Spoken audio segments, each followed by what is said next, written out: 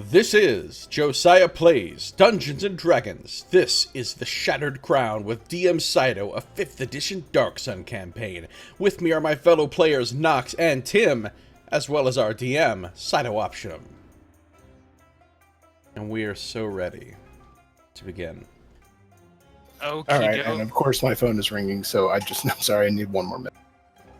Okay, so, yeah. Guess we can just quickly go over what happened last time. I'm assuming that Tim's probably got a better memory for all this. So, Fuck is this? you all were investigating the matter of the caravan attacks outside the dwarven settlement of Kled. You were discovering that Kled was a rather inhospitable place to non-dwarves, for the most part, and is split into two parts, Sandside and Rockside. You also visited the local Temple of Fire, which had been burnt to the ground in a strange event that resulted in the death of one of the deposers, Neva, and her lover, Caleb. It's right now, after investigating a bit, you were attacked by dwarven thugs who proved no match for your group, and you then took a rest at the caravanserai. It's right now Hayes the 27th at about 6 o'clock in the morning. And once Tim's back, we'll get started. So we just woke up? Mm-hmm. So we're woke. You are woke. So much woke. What's up, Splode? How you doing? Good to see you.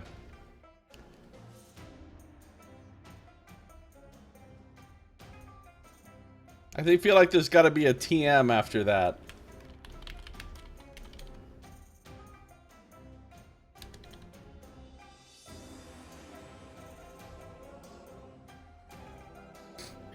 See, if we had work in this town, then we would be going to our vocation. To our what? Vocation. I mean, technically in traditional Latin, you pronounce the V's as W's. There wasn't a V sound, so you could just say that he's being really traditional. True.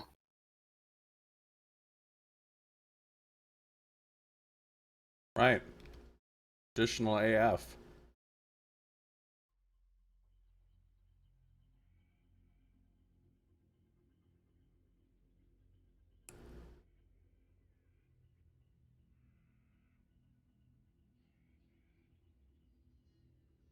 Now we got Tim off solving the Alabama missile crisis. Mm-hmm. Yeah, I've been so busy, I have not been paying attention at all to the issues with Iran right now. I virtually never pay attention to any news. When the world ends, it's going to take me completely by surprise.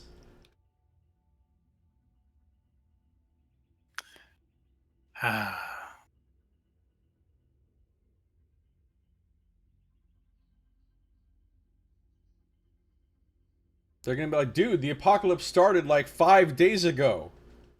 I'm like, really? I didn't know. Yep. It's going to be sort of like that scene, like the beginning of The Walking Dead, where you're just going to one day wander out into the hallway of your apartment building and notice that the doors are chained. My door opens directly to the outside, but the idea still applies. But would you still be able to DoorDash in the apocalypse? It would take on a whole different thing, I think. That's true.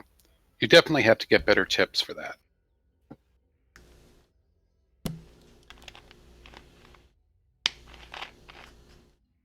What would you do if you walked out of your home and you just saw dead bodies laying all over the place? I would probably have some questions, mostly related to why the fuck they can't seem to keep up the goddamn upkeep in this building. They all died from overheating from no air conditioning. God damn it. Oh, and by the way, I'm moving again in like a month or so. Really? Really? Yeah. Where are you moving? I'm moving back to the North Shore of Vancouver, the Vancouver area, so North Vancouver. Congratulations, I guess. Well, it sort of means that I have a bit more. I have I say a bit more.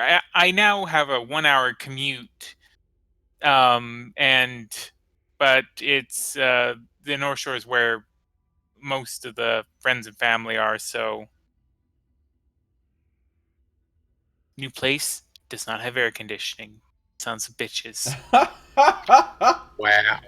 I mean, that's not funny, but it is. It's such crap. The newest places that are being built now in Vancouver, now it's finally starting to become standard to put air conditioning in them. But places that from say more than 5 years ago, they just didn't bother with air conditioning because it didn't get that hot. Global warming, yo. Yeah, I know it is some horse pucky.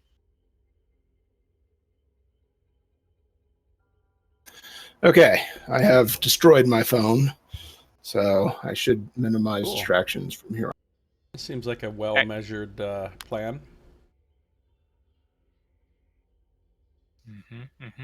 I was just giving a brief overview as to what happened. Tim, do you need to be caught up, or are you basically on board? I read through my notes earlier today. I'm good. Okay, see, told you, Tim's on board. Eventually. Yeah. So, as I was saying, it's about 6 o'clock on Hayes the 27th. Oh, Knox. And yeah, you're all waking up to the sound of Erdlu and Crodlu outside making their various noises. Uh, Despite the issues with the caravans, it appears that there's still a fair amount of traffic going into and out of Cled. Their various noises. What do they sound like? Uh, Basically, sort of like those things from StarCraft that go bam, ram, mew. No, it's like a weird mixture between lizard hisses and crows cawing. Wow. Okay. Yeah.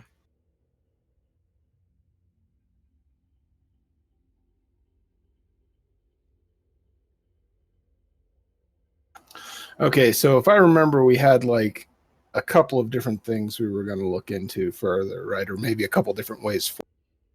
One of them was to take our caravan out and pretend to be a little caravan to see if we couldn't, I don't know, entrap some fools into attacking us. And then I think if that wasn't successful, I believe Knox or maybe it was you, Josiah, I don't remember who exactly, but had identified a couple possible choke points on the maps of the area that we could take. Right. Mm-hmm. Yeah, Corwin saw those on the map. Okay. There was Anything also I'm not. we haven't talked to the town master yet, Gnarl, I believe. Now roll. How do you spell that? Sec.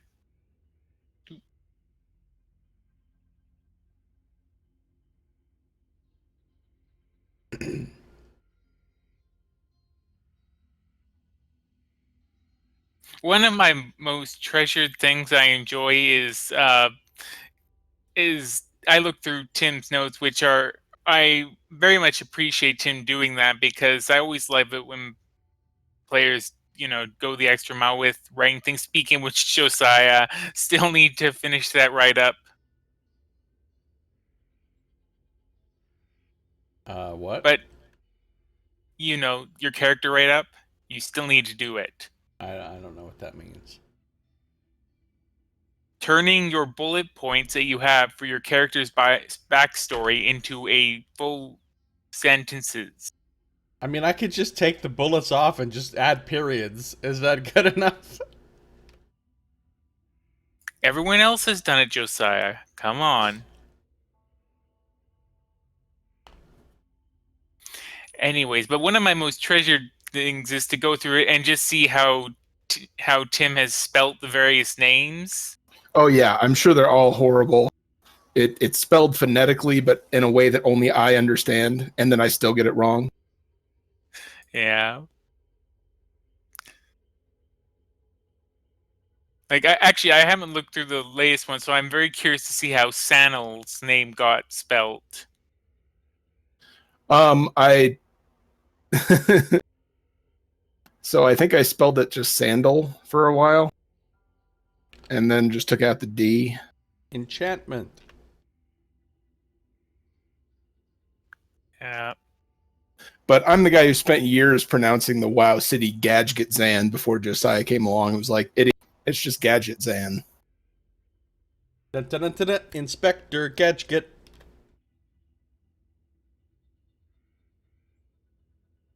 Now I always pronounce everything with a DG as though there were like 2 syllables there. Oh, pronunciation. Always so much fun.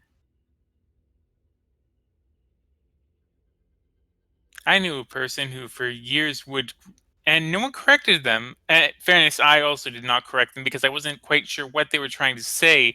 They pronounced courtesan as courtesan. I'm pretty much pronouncing it yeah. like that, at least half the time. I pronounce it like that. Because it's just, there's much call for that, for people to mention courtesans around me. By the way, it's just something that I'm used to. Yeah, it's like those windblown courtesans. Mm-hmm, mm-hmm. What?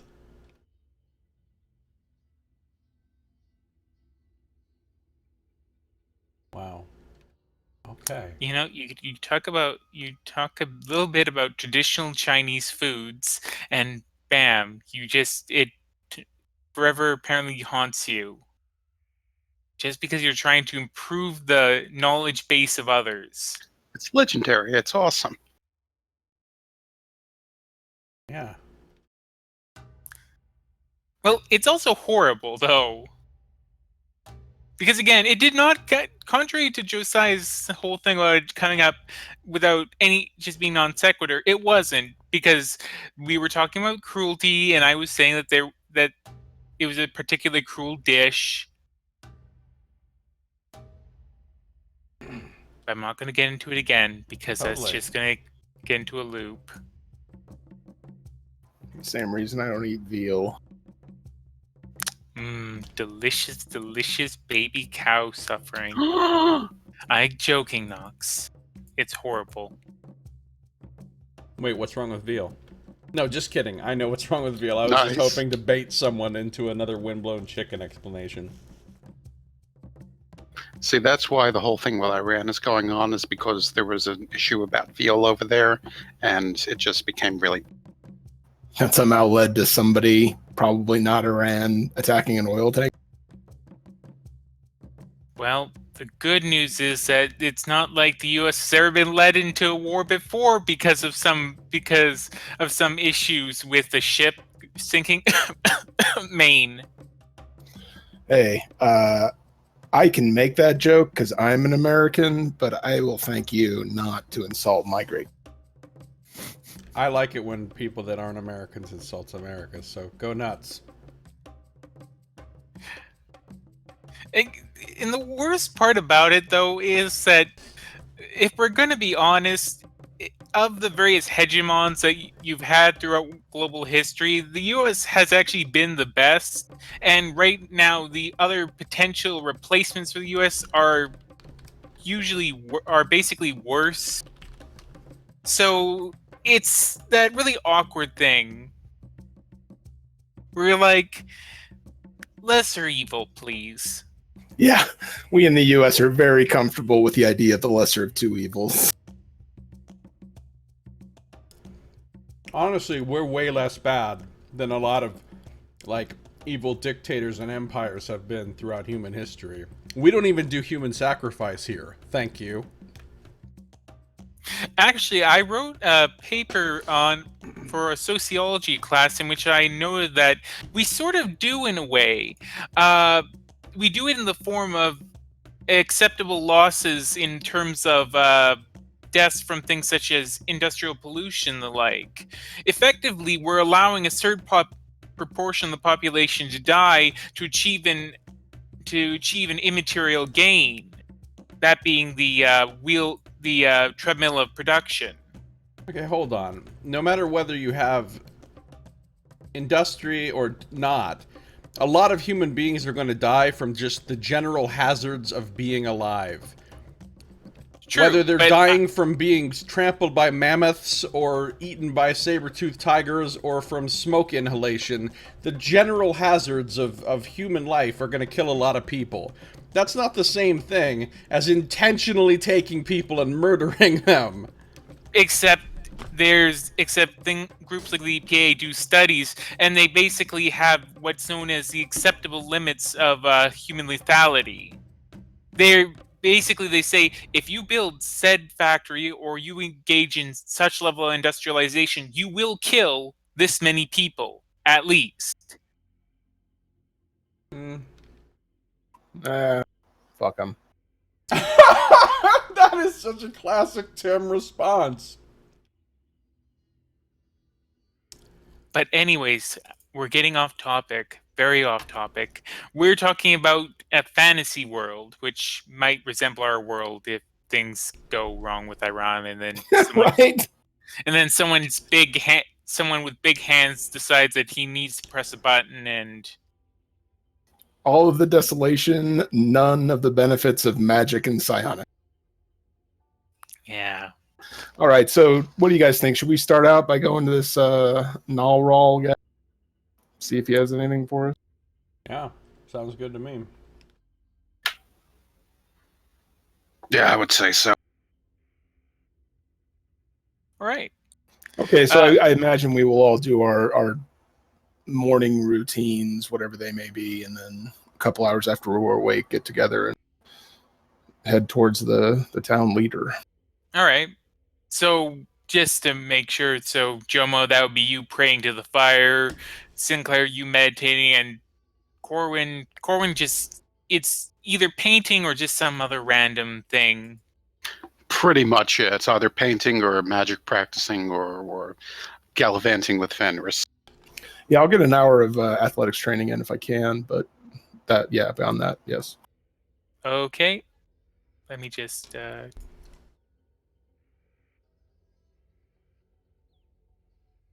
all right. So yeah, it's about 8 o'clock when you finally emerge from the caravanserai. Again, you have various Crawlu, Erdlu, even a Kank or two moving about. Even a cank or two. Mm-hmm. Don't let one of those run you over. You'll have a canker sore. Yeah. Yeah, so we're going to the... Do we even know where to go to find this man or woman? You do. It's a man, and he's located in the home that's the nearest to Rockside, Right. without actually being in Rockside. So uh, it doesn't take a lot of effort to find Nalrel's house, whereas most of Sandside is pretty much grouped in a sort of circular pattern all around a small oasis, which is how they survive, of course. Gnarl's place sits right outside of it, and is a much more rugged looking building.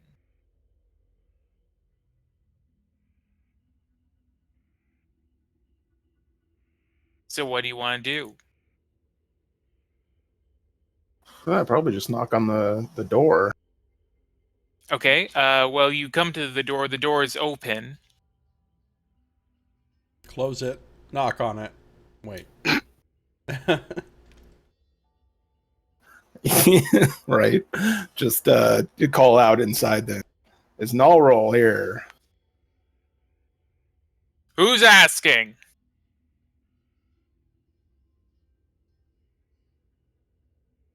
Yeah, my name is Sinclair. I'm here with a couple of friends. We were hoping to speak with you. You're, wait just a second. And you hear this sound of rummaging and something being tipped over, some cursing, and then finally this dwarf comes to the door. Again, like all dwarves, he's basically hairless. His face is very lined with age, but also just a general sense that he frowns a lot. And he sort of peers up at you with gray eyes. Well, we got ourselves some cloud sniffers, eh? What does that mean? Means you, long legs. Oh. What do you want? I can't say as I've ever smelled a cloud, per se, but we were here hoping to help with the issue of these caravans going missing, and wondering if you might have any information to help us in that. And so what? You just thought you'd come over and interrupt the business of the dwarf master for the town? Yes, I apologize for interrupting whatever important business you were conducting to let you know that we're here to solve one of your biggest problems. The problem's a dwarven one. It'll be handled by dwarves. Oh, you're one of those. One of what? Just, I don't know. Well, if you'll pardon me for noticing, I see that the dwarves haven't handled it so far. You know, maybe a little bit of help from those that are outside the great clan race might not be a bad idea.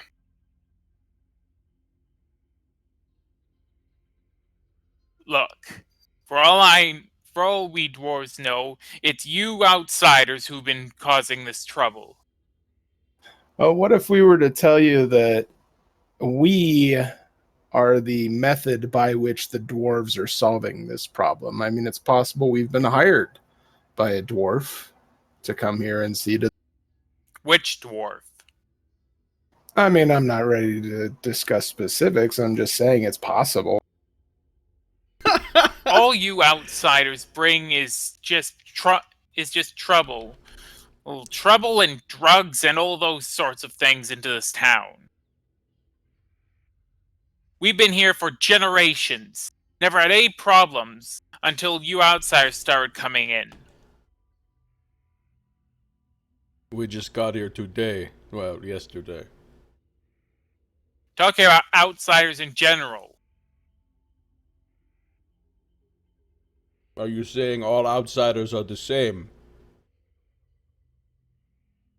And what if I am?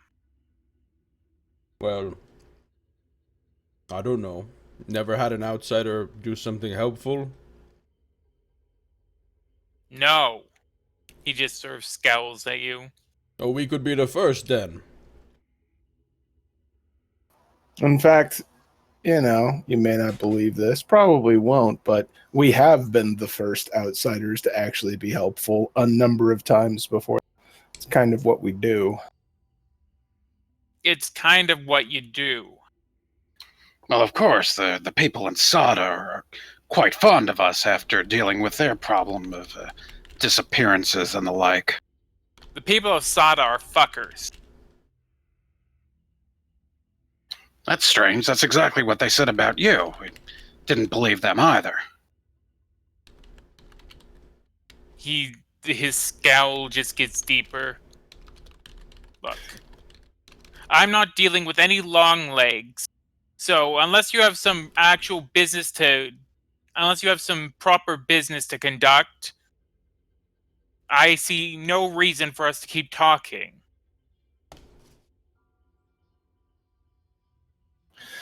Well, could you at least tell us the arrangements that we'll need to come back to you once we've fixed this problem and tell you that I told you so?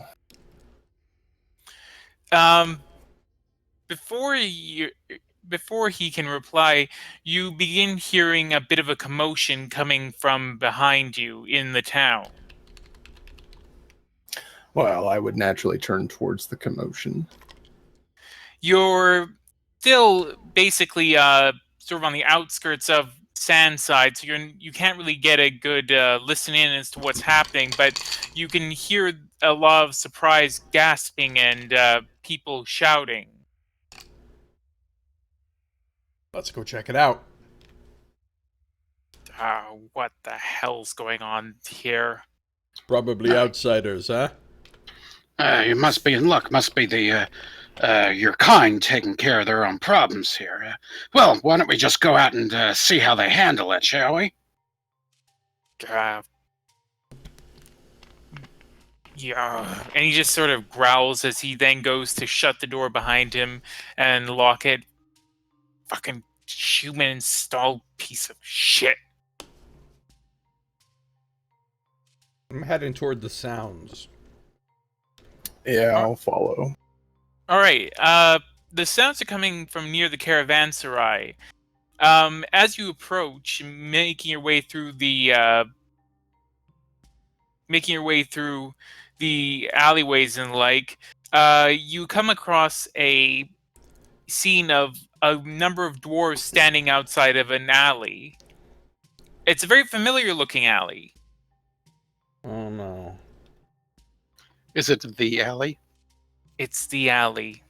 Is it the alley with the dwarven sludge? Yes. The acidic dwarven sludge. Nice.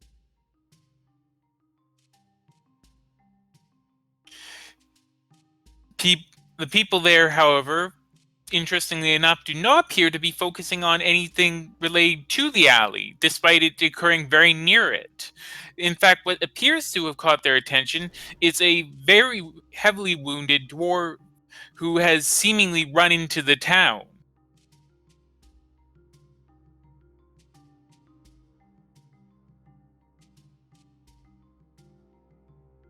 Just watch. Jomo, can you help him?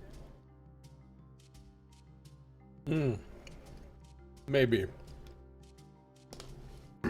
I imagine Well- at this stage he wouldn't object to outsider healing.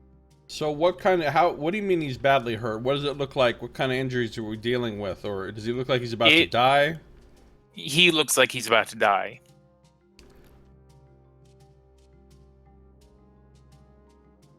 Alright. Well, I don't want to go up and, like, touch him necessarily right now, so I'm just going to use Healing Word. Alright. Let the flame purify you.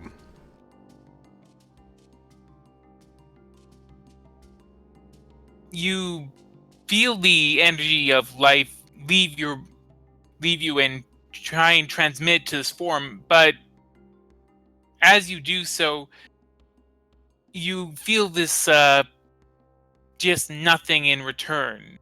Ordinarily, there's some sort of recall almost that you get back when you cast one of your healing spells. A resonance, but this time there's nothing.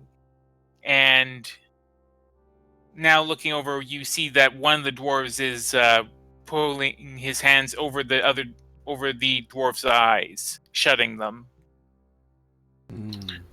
Are we near the Temple of Fire? No, you're a little ways away from the Temple of Fire. It didn't work.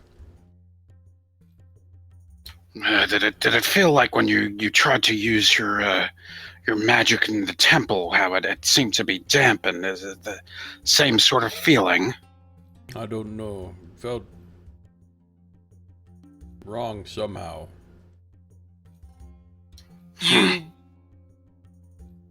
You think that though, unlike a case where your magic didn't work, you think it may have just been a case where you were just a second too late, and he was already dead by the time you cast your spell.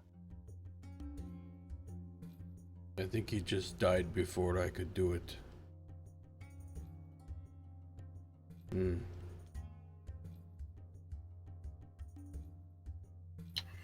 Now that's unfortunate. So one of the dwarves there is Darude, and he's saying, and he's just sort of going to everyone. All right, just everyone back up. Oh, poor lad. You recognize this one, Daru? One of Sanel's people, I think. He was babbling about an attack. It wasn't making a whole lot of sense. Somewhere to the southeast or southwest.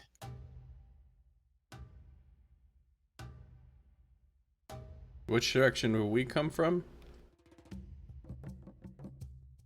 You came from the southwest. I mean, you had rejoined the road once you got past Fort Iron, so you really came from the south, basically, but... Yeah, with that lovely fire flower thing. Yeah.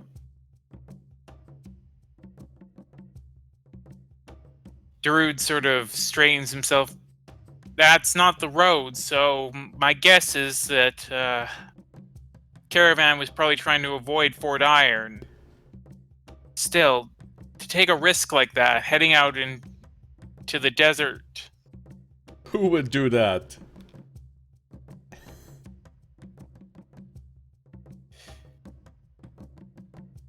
He sort of looks up at the three of you.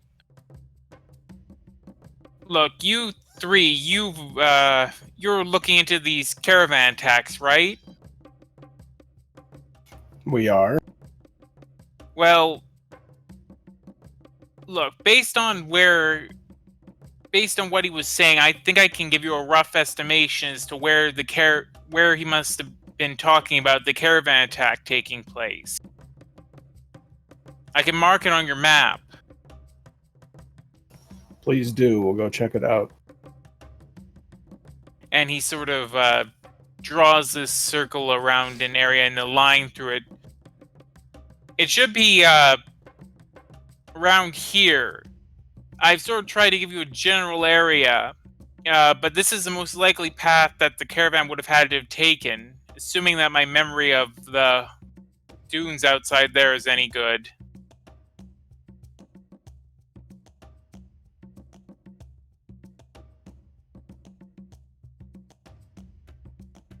Most interesting, thank you. At around this time, Nalro runs up and says, Okay, what's happening here?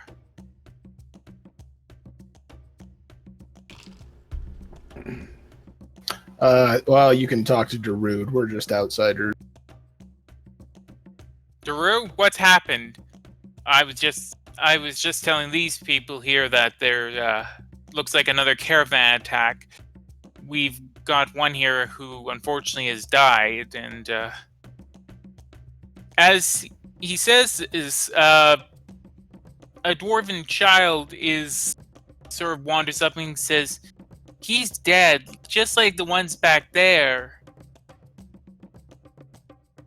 We will investigate this. I'm gonna see if I can start trying to follow this guy's tracks / blood trail back the way he came. Okay. Meanwhile, the dwarves appear to be now looking into what this dwarven child was talking about dead back there, as they began heading into the back alley. That's why we're leaving. Time to go. What's happened here? What? Spirits! What happened to this? Is that even a dwarf? What happened here? So are you heading out of town? Uh-huh. Yeah, I'm following Jomo, following those tracks for. Yeah, Corbin will follow also, and he'll feel in his pouch, and he'll kind of notice that he still has that small jeweled or that small hammer with the inscription, and he'll kind of tug that down deep into his pockets, thinking maybe that's not the time to really ask about that now. You think? Forget those dead dwarves, guys. What do you think this is? All right. So, as you are heading out of town, so you're going to try and follow the blood trail. Yeah. All right. Well, by this time, a lot of the trail has been covered over by sandlight, but you think you could still follow it for a ways, and hopefully this can shave some time off of getting to the caravan. You don't know whether or not the caravan is still, functioning or anything, but I'm keeping an eye out for weird flowers. all right. Scito, when I tried to cast that healing spell and it didn't work, did that use up the spell or not? I'll say it didn't. Okay. So you head further. So you begin heading your way to the southeast of town, or goddamn, I keep mixing up the direction. Southwest of town. Following along the blood trail as far as you can. Make a survival check.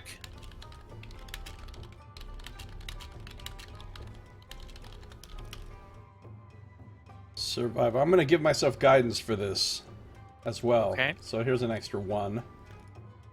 Okay, 2. All right. So All right. 19. So the trail eventually tapers off, but using both the map that you were given, or rather the markings on the map that you received from Darude, and sort of orienting yourself from the end of the trail, you think you're able to sort of figure out where the most likely direction the caravan is in. And you all set off on that course. So you continue walking through the desert for about 3 more hours. When you begin to notice something on the horizon. It appears to be a caravan, though you can't really see the condition of it. Do we see any things moving around, like living beings of any sort? Make a perception check.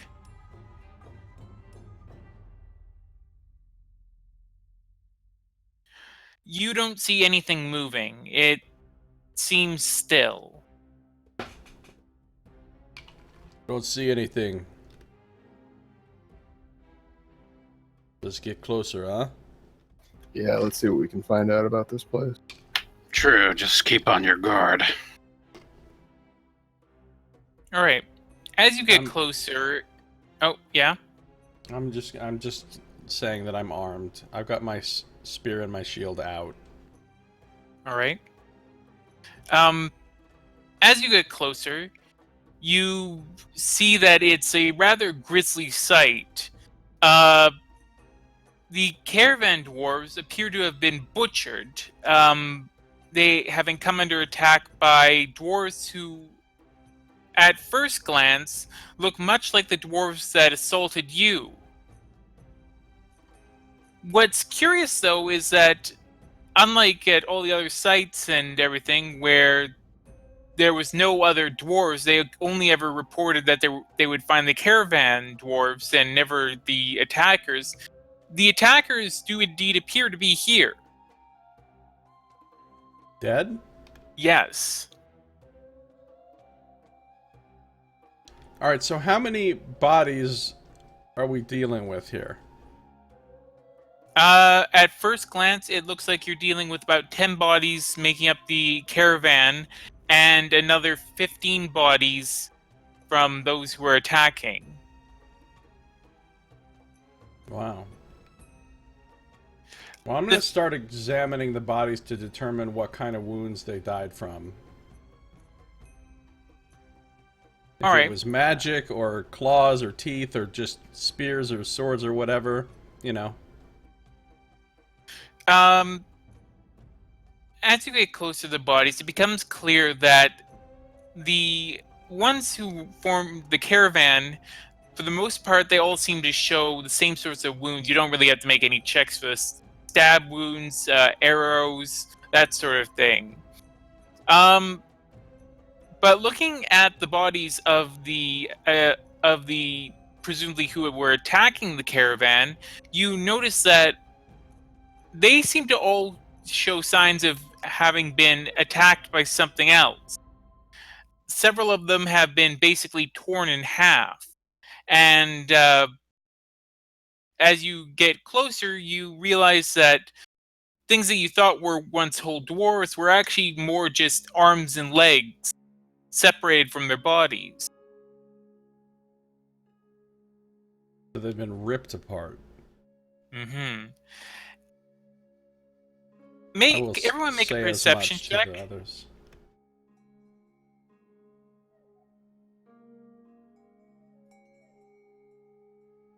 All right, so Corwin, you feel a dull grumbling beneath your feet. I feel like there's something in the sand here. You remember that time when the things came out of the sand? Kind of like that. Carwood's going to invoke his focal weapons and cause them to shimmer and materialize into his hand. Okay. I don't feel anything. I bet you will in a moment. And Corwin's going to kind of look at like the caravan and whatnot and kind of step up upon it if there's a way to kind of get off the immediate ground or if there's a rock or something like that. There's not really a rock that you can stand on. They were sort of skirting the edge between the rocky badlands and the desert dunes, but there's not really any good rocks that you could stand on. There's just a few small stones that are there. And the caravan itself isn't really a place to easily kind of get upon. You can try, but as you're trying to do so, a mass slowly begins to grow out of the sand, pushing the bodies out of the way. And as it does so, and the sands part, you're greeted with this lunging from the earth. Oh fuck. You could be bit clean in half by a land shark. Yeah. Well, aren't you cute? It's pretty big, right? Oh, it is indeed pretty big.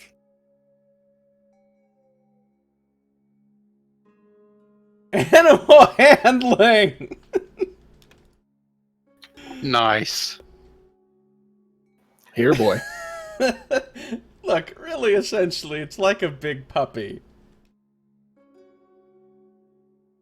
Alright, so since Corin was able to alert you to this before it emerged from the sand, it doesn't get surprised, but it is indeed time to roll initiative. Oh shit. You got some kind of mariachi band you can put on for this? Yep. Mariachi band. Now, do you want us to like pull out our token or whatnot from the compendium to so we can see the turn order, or do we just want to do it like last? We'll That's just a do it good like idea. I mean, you can do it however you want to. I mean, we could do it like last time, or we could do it like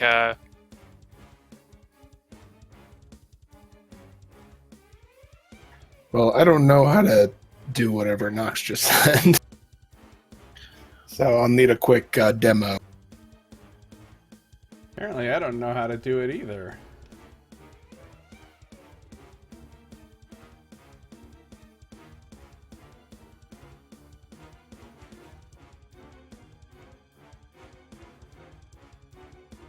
How do you do it? I'm trying to drag over, and it's not doing anything. I'm trying to as well, and it's not doing a thing. Ah. So I guess that's not a thing anymore. Okay. Thanks, Roll20. Thanks, Roll20.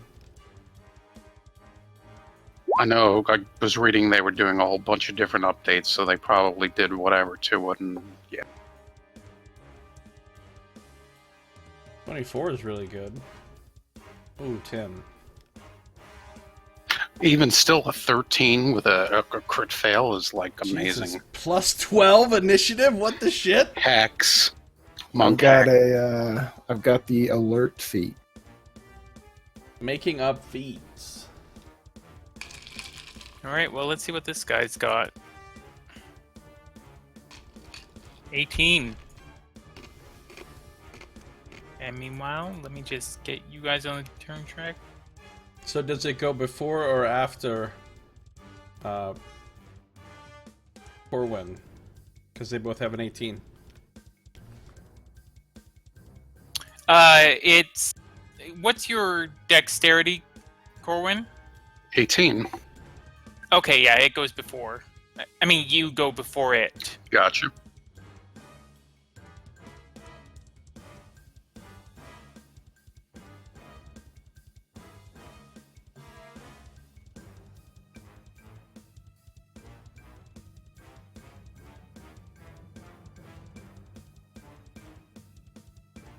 Okay. So, this massive beast erupts from the ground. And it has a half-eaten dwarf hanging out the side of its mouth.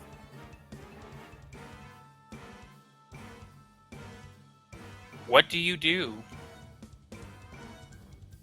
Well...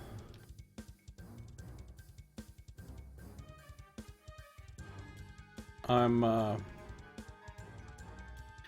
Now, you said this was massive. How massive is massive? I mean, is it like King Kong towering over us, or... It's large. Okay. Yeah. So basically, it takes up an extra 3 squares, but wait, is that how much it takes up? Yeah, it's like a giant spider, basically. Okay. I'm gonna try to start yelling really loud and banging on my shield as I approach, trying to get its attention. And then I'm going to... Okay. Make an animal handling check. Oh, wow. Okay. Okay. That seems to get its attention. And then I'm gonna try to stab it with my G. Okay. Ooh. Yep, that hits. And I'm gonna use Chaos Weapon with this as well, channeling the power of the elemental chaos through my weapon. So it's gonna do 12 plus...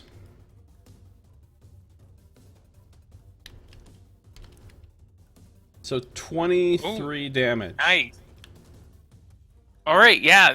So you stab your G forth, slicing right into its throat, and it roars as this crackling elemental energy goes up through your hands into your weapon and comes out onto the beast. The smell of sizzling flesh fills the air. Nice. Meat's back on the menu, boys. Corwin, it's your turn. Okay, Corin's kind of back up a little bit, and he's going to look at the various rocks strewn upon the ground, and just I within know the what's going to happen. he's going to cause one of those rocks to rise up in the air, and just with a sudden, grasping of his fist, he's going to take it and fling, and the the rock will follow suit, and it's going to fly with extreme vengeance as he invokes even a second-level spell to blast this thing. Okay. So let's see the spell. All right. Oh, well, that's not a lot of damage, but No, it isn't.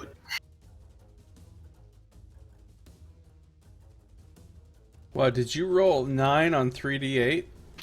Yes. It's Those not, would've been- it's not great. Those would have been some good pickpocket rolls there.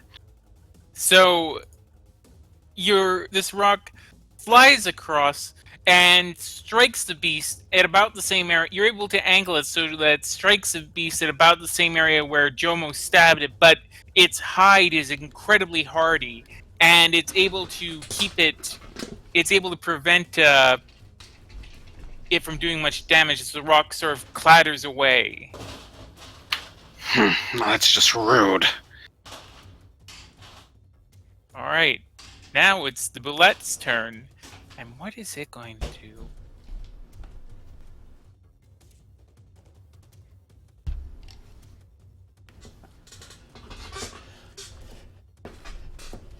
Sinclair, where are you in relation to the others?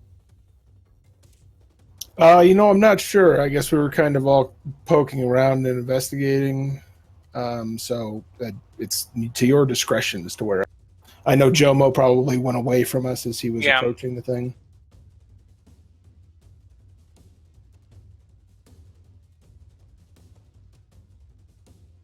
Okay. I'll say that you're near Corwin. So this beast is going to begin running at you, and it's then going to leap into the air. Is he provoking an attack from Jomo since he's next to him? Oh, true. Yes, he does provoke an attack of opportunity. Oh, cool. All right, I'll take a shot at that. Oh, 25 again. That hits. So another 6. Not great. All right. So you take out your G, and you try and stab against the beast, and you're able to just draw a thin line of blood across its hide as it's running past you. And it's going to leap into the air. And now I'm going to need each of you I'm going to need Sinclair and Corwin to make a strength or dexterity saving throw. Oh, come on. All right. Sinclair, you make it. Corwin, you don't make it. So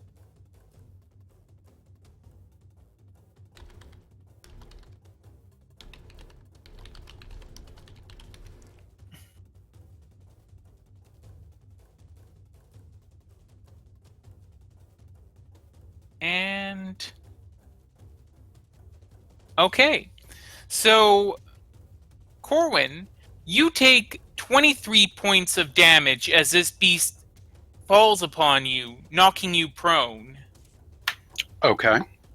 And Sinclair, you take 11 points of damage. What? Yeah.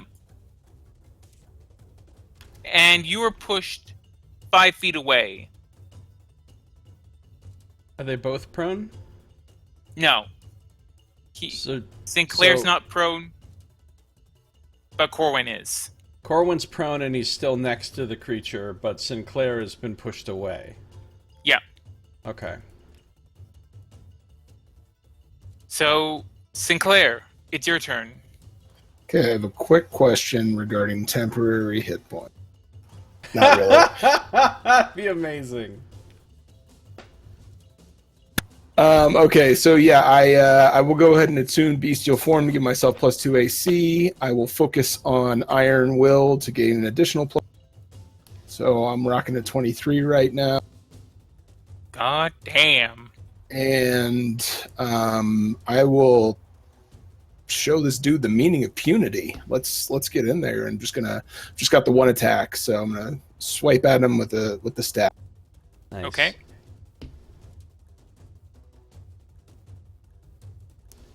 That, unfortunately, does not hit this creature.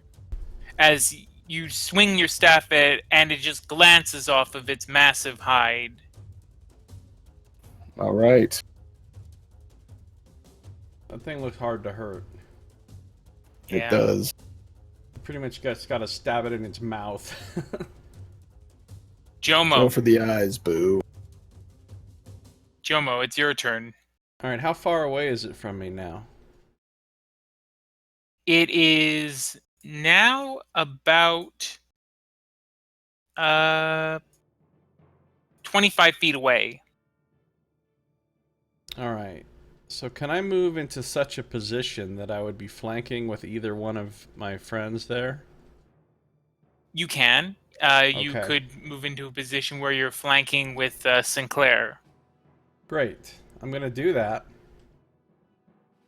I'm going to use a bonus action to cast a second level healing word on Corwin. Okay. Let the flame purify your flesh. So second level healing word. Oh, that's not great. 9 points of healing for you, Nox. You'll hear Corwin go as he just sort of gets his a little bit of strength back to him. And then I will attack with the flanking. All right. 21. 21 hits. So I try to thrust like up kind of underneath one of the big plates on his back to sort of get at the flesh underneath with the tip of my G to the tune of 10 damage. All right. And I think I'll stop there. All right. So yeah, you drive your obscene G in, and you sort of push up one of the scales a bit as you pull it back. You can see that your blade is tipped with the creature's blood. Excellent. And Corwin. I'm kind of yelling at the top of my lungs too, hoping that it will turn around and face me again. Okay. Corwin rises and wonders if he's in flanking with anyone. You are with Sinclair. Okay, so as he rises and sort of gets to his feet, his hand will fall on one of his focal weapons. Actually, wait, because I should say it would have... No, it's actually going to turn to face Jomo, so actually it's facing your direction, so no, actually you don't get flanking. But Okay. could he move into a flanking position? He without could provoking move into a an flanking. opportunity attack? Nah, instead what he's going to do, he's going to stand up, he'll bonus action disengage, get back a bit, and as he's walking back, you just hear him just under his breath and gritting his teeth, razzle, dazzle, snap, and snazzle. Well, how far send away this are you bolt walking? of might to frazzle. Half his movement, because it takes half to So 15, get, okay.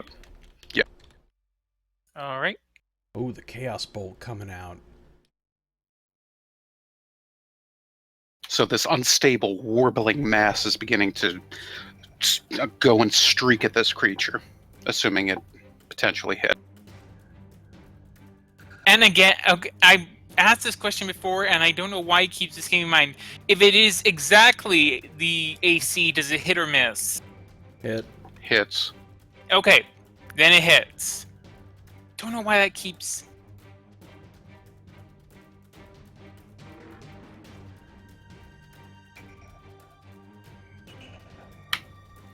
Okay, and considering Jomo's attempts to frighten it, Corwin will manifest this as a nasty thunderbolt that just crackles and snazzles at it as it strikes for 14 damage. Okay, very nice. So the bolt strikes it square in the eye, and the creature bellows as it does so. The dwarf that it had in its mouth drops out, and one of its eyes has now been scorched.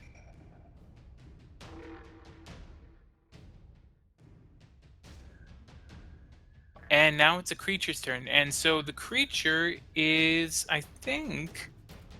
Yeah. The creature is going to go after Jomo. Alright, fuck you. Rawr. 17, that does not hit your armor class, does it? Correct. Alright. So the creature snaps at you, Jomo. But you're able to just sort of bat away and using your shield just keep away its teeth as it tries and bite down on you. Sinclair, it's your turn. Okay, with the thing facing Jomo, I'm guessing I have flanking. You do. All right. So I am going to go ahead and just take a quick centering breath, and I'm going to attack this thing using a brute strike. Pouring 3 psi points into it. And let's see what happens here. So 12. Oof. I'm going to go ahead and use a point of inspiration. Okay, so you want to re-roll? Yeah. Okay. That hits. Okay, so I'm going to go ahead and do 5 damage plus 3d6.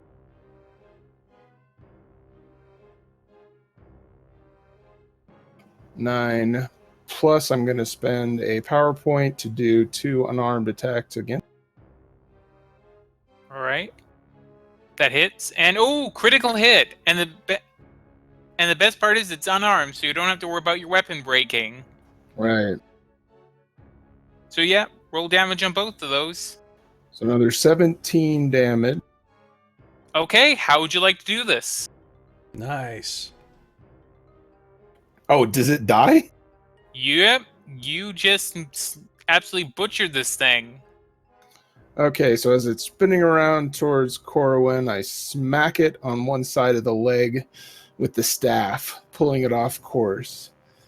At the same time, spinning around, shoving my hand down towards its knee, snapping the bone, crippling the thing, and then finally another strike to the same area, severing the blood vessels, causing it to bleed out.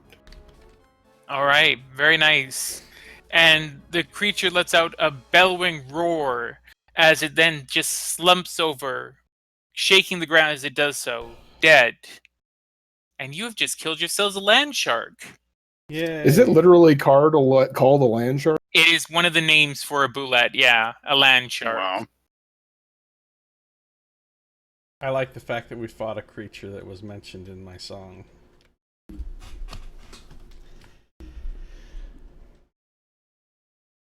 And man, you definitely violated its every meridian. I was not expecting that. I thought this thing was going to be tormenting us a few rounds yet. We did quite a bit of damage to it, quite Yeah. I think. So, Yeah. immediately, the first thing I'm going to do is slap a hand on Corwin and cast a Cure Wounds at level 1. Okay. I don't even ask for permission at this point, I'm just doing it.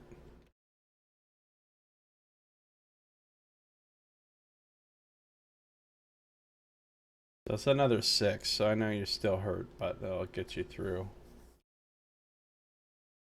I'll tide you That over. feels much better.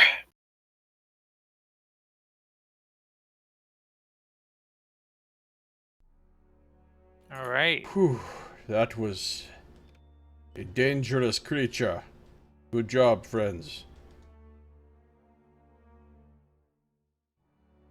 So this must be what killed the other dwarves. I wonder if there was more than one. I'm actually going to try to examine the sand, the ground, the scene, to try to determine if I think there was more than one of these things. All right. Killing the dwarves. You do so that'll be a survival check. I'll give myself guidance for this. Oh, 3. 26. Okay. You don't think that based on what you've seen here, there's another one. From what you know of boulettes, they generally speaking do not like to live in close proximity to one another, and when they do, they almost always end up eating one another. Oh, how lovely. I think this was the only one. So does it kind of look like the dwarves set upon the caravan, killed them, and then the boulette killed all the dwarves?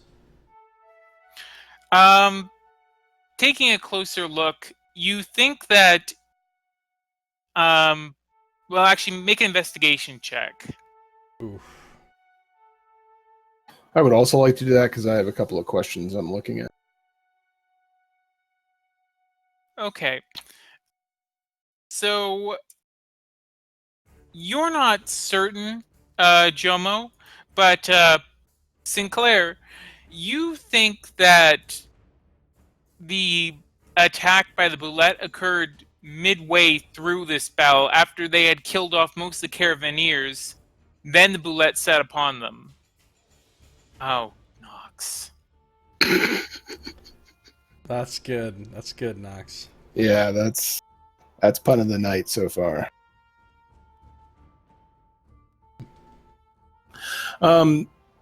Scito, I don't know if this may be a nature check or something, but are these boulettes, are they also scavengers or just... That would be a nature check, yes. From what you know of boulettes, they'll basically eat anything. They will go after living things or dead things. The key thing is they eat a lot. So these could be responsible for the reason that we haven't seen any bodies before, unless the attack was very recent and the bodies were in the wagon. Yeah, but the thing is that in the previous attacks, they have found the bodies of the Caravaneers, just not the bodies of any attackers. Okay. Are there any known instances where these things have been trained? Not that you know of. And then you mentioned that the last thing that I wanted to look at, you mentioned that this thing came out of the sand and it had a dwarf partially eaten inside of its mouth. I just wanted to check that dwarf to see if we know whether it was attacker or victim. All right, sure. Taking a closer look, it appears that this was probably one of the attackers. Like the dwarves that attacked you, you see a lot of cuts and, or at least scarring on their arms and hands. Signs of working in an obsidian mine.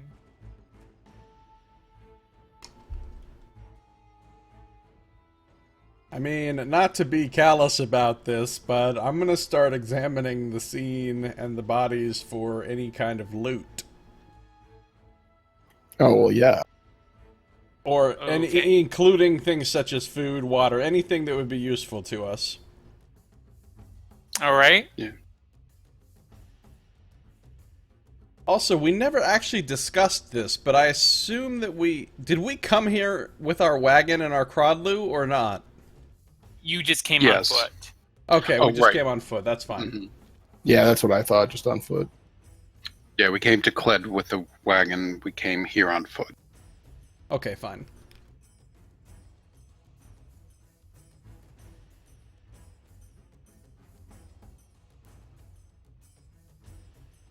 All right. So, taking a look, it looks like whatever food these guys had has mostly been gotten to by the boulette already. You're not really able to find any water skins. Their mount has been completely... they had pulling their wagon has been completely devoured. It's their cargo that's most interesting. Well, I should say, you find two things that are of interest. Something amongst the attackers and something that's in the cart. And this is really Sinclair who's doing this. I'm going to say that his investigation check still stands. So which do you want to hear about first?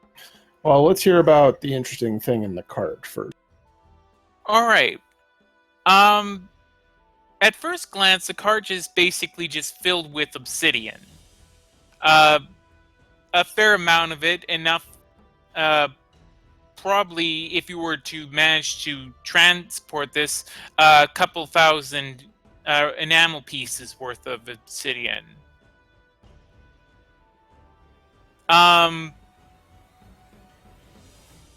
But what's more interesting is that the cart appears to have been transporting something else.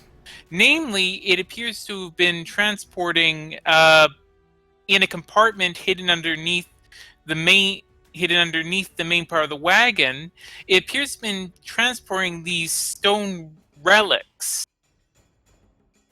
which appear to be very, very old sculptures of dwarves and carvings with more of that script that you saw on the hammer, in fact.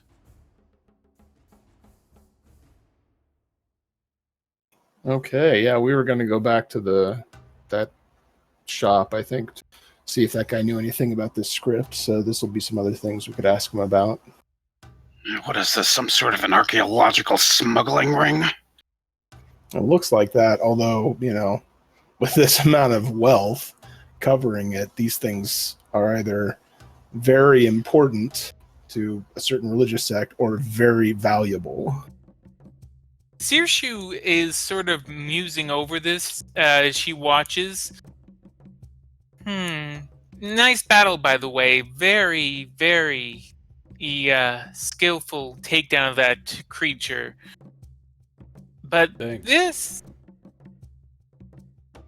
You have to wonder...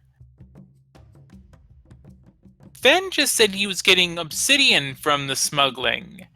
He never said anything about archaeological relics or like. I wonder if Ven is aware of this little side business of Sandal. Yeah, Saddle may be running some kind of extra operation. We'll definitely need to chat with her about that.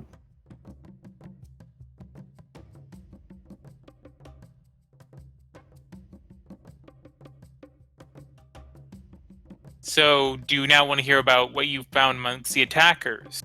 Yeah. Oh, and I should also know you found about in total 15 enamel pieces, 20 slate pieces, and about 103 ceramic pieces amongst the caravaneers.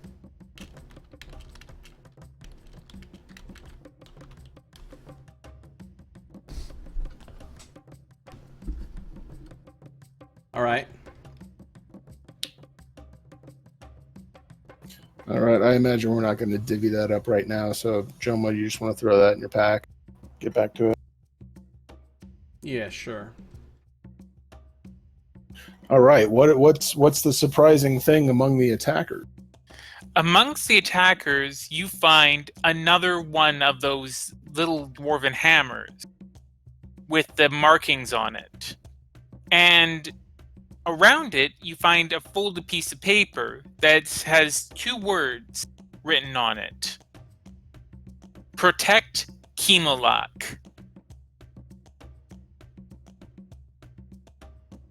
How do you spell that?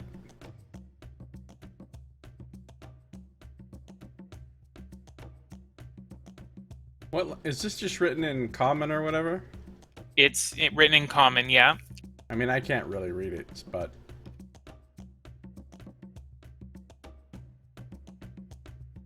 Does that name ring any kind of bell? No, you've never heard of any Chemolok. None of us have. Nope.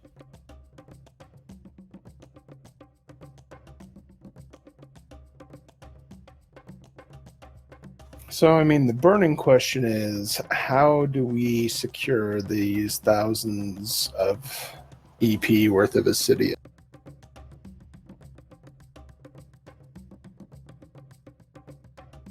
Well, you probably don't. I mean, you could try. You would have to come out here, and even then, it would probably be looked upon poorly by the dwarves of Kled. Yeah, we're really concerned about our self-image with them. All right. That's How much- foremost on Corwin's mind. Yeah, we really want them to be our buddies. No, but how much obsidian is here? Just off of what you can tell, you would guess. One sec, I can actually get an exact number. I just need to pull up my.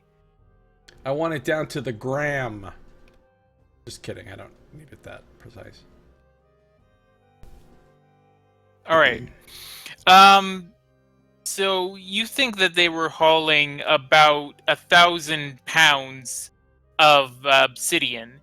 So that is a total of about 5,000 enamel pieces. Are there any vehicles here that are still in operable condition? No. Okay. Corwin will look at this and laugh. I think I've got a way I can take care of this. Oh, really? Something I was reading one of my books. We really want to move this thing. I mean, it'll take a couple trips, but there's a way. Well, even if we can't move it, could you somehow hide it so that we could come back with our? Well, if we move it, we might be able to hide it more easily. I think we should return it to the dwarfs. I'm just don't know how we get it back to them. What? Well, in that case, I don't think they would necessarily appreciate my methods of getting it back to them. What is your method? Well, you see, Saoirse might even know this, from having read, the notes on the arcane, but, it's sort of like the focal weapon here. You notice how it's sort of just kind of, and he'll kind of whisk it along the air. It's sort of a plane of force, your own essence kind of goes into it. Well, this is more of an arcane invoking, but, the nature of the arcane just causes a plane of force to just materialize and just into this metallic hardness. And, well, you just sort of load things up on it, and, it's quite fond of the one that made it. It just follows you right along. This is fucking Tensor's floating disk. That's exactly what it is. Jomo is just staring blankly at Corwin like he has no idea what the hell he's talking about.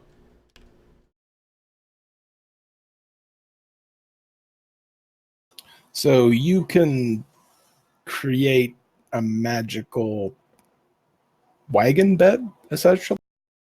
Exactly. I was looking through our notes, a couple of the nights, the Ekearde's notes, and, thinking of what might happen, let's say, if we were to, somehow become stranded out in the desert, what we would do. And I thought, this is quite an interesting, bit of razzle dazzle here. 500 pounds, that's a lot. That's pretty awesome. Too bad it only lasts an hour.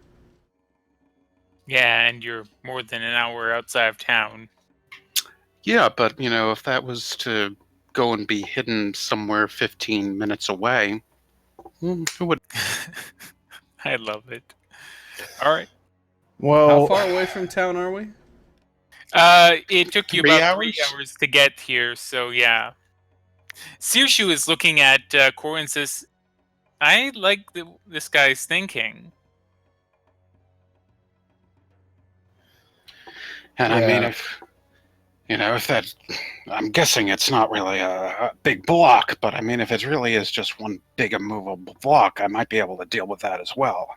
I could just blast the damn thing. Maybe we just take a little bit of it that we can carry on us as our share, for looking into this, and then we go tell the dwarves where it is. We could even lead them back here. They can bring their own wagons to get it. Then they will think we are helpful and they will cooperate with us. And they will not know that we took a little bit. That's a good point. And also, well, no, just that's it. That's a good point. But we do get to keep these statues because, they seem to be the more expensive, or at least more treasured item in the caravan. Do we know who sends these caravans out? Is it Well, this one was individual merchants? This one was specifically listed based on what. How am I having? Darude said this was one of Sanel's caravan. Oh well, yeah. Then definitely we would. I would want to give back the obsidian to her. And technically, I guess at that point she would know about these artifacts, so we'd have to deal with that whole situation. I mean, I'm gonna kind of look at Corwin here. How much is this obsidian worth if we just sold it in tier? I mean, per amount. I don't know. Well, there is quite a lot there. I suppose there's also the matter of, actually finding buyers for it. I mean, we could sell it to the merchant houses and such, but that would be it could require a bit of discretion is all I'm saying. But, it looks like there's, I'd say probably a few thousand enamel pieces there, give or take.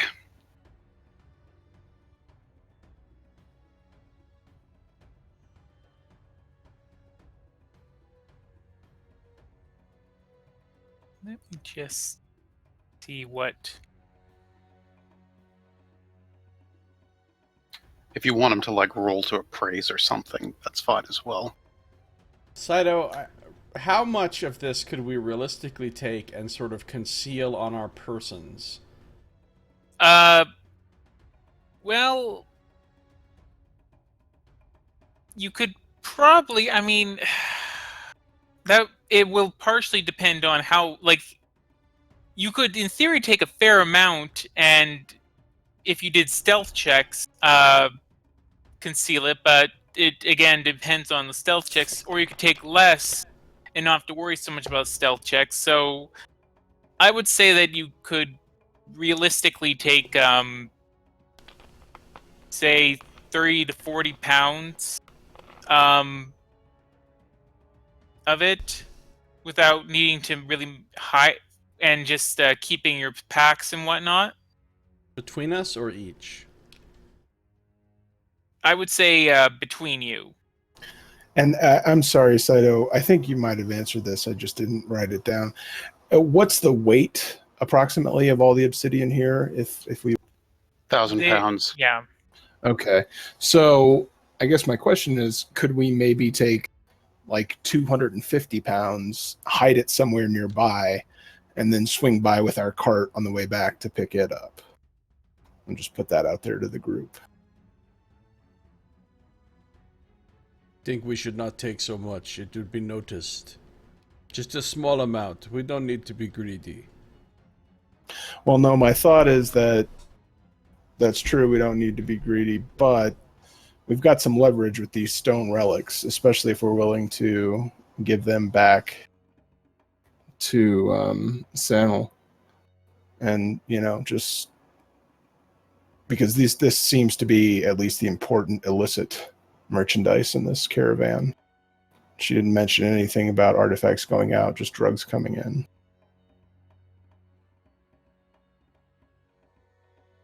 So maybe she wouldn't look too hard if there were a couple 100 pounds of this stuff missing. Hearing about drugs, Corwin kind of frowns to himself and considers and kind of looks at the objects closely, kind of wondering if they have any concealment of anything, something that can kind of be slid and like something tucked inside or something to that effect, or if it's just like a solid piece of, I'm assuming, bone or something to the like. Based on what you're looking at, you'd think that these are just solid pieces of stone. Okay. I kind of want to examine the body of the boulette as well and see if there's anything I could harvest from it, like things that could be used to make armor or weapons or even some meat or something. If there's anything that seems like it wouldn't be that difficult to harvest but could be useful. Well, you don't really have the equipment for skinning a boulette, so...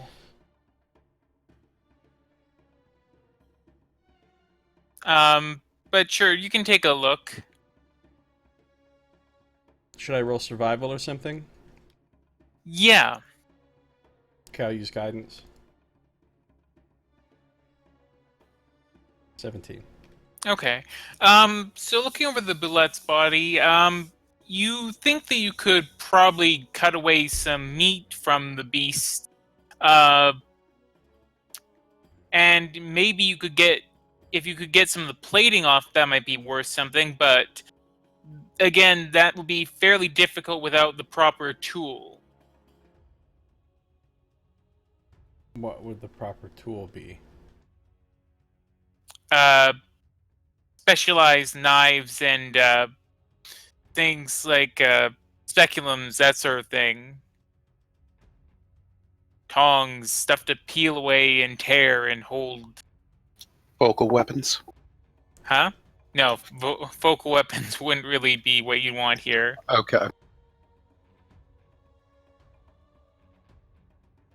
Alright, well, how much meat can I get in, shorter?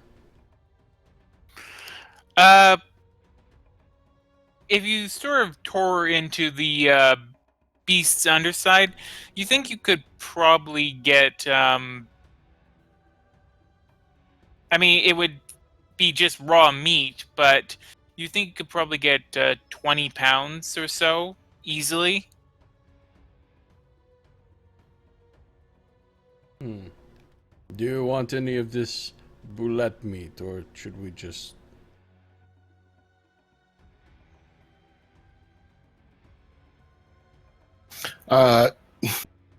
I'm gonna, even as much as I know Jomo, kind of be looking at him oddly when I say no. That's. Maybe they would buy it at the inn in town or something. Maybe grab one of its claws or something, though, if you can, just so that they would believe when we tell them. Can I get a claw off? Kind of like to keep one as a trophy, too. Okay, sure. That'll be another survival check. 28. Okay, yeah, you can definitely get a claw or two off of the beast. The claws are quite heavy, though. I mean, each one of these things' claws weighs like 3 pounds. Okay. So I'll take a couple.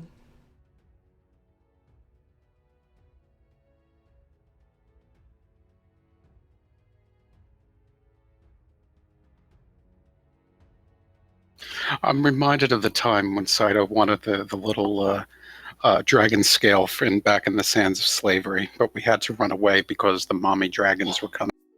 Yeah. Would have been awesome to get those scales.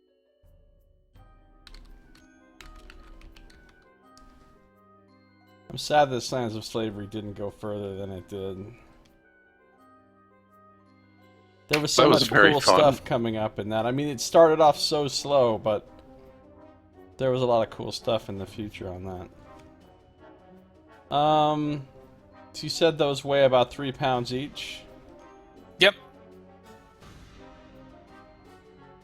And then I'm gonna take like 20 pounds of boulette meat, I guess. All right. That'll take you about 15 minutes to carve.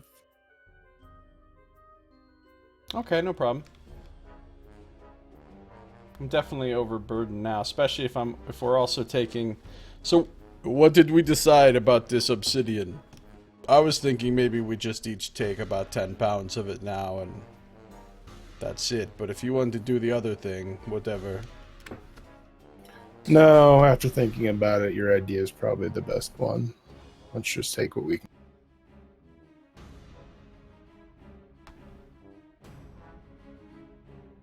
So, if So we I'm each gonna do some hit dice healing.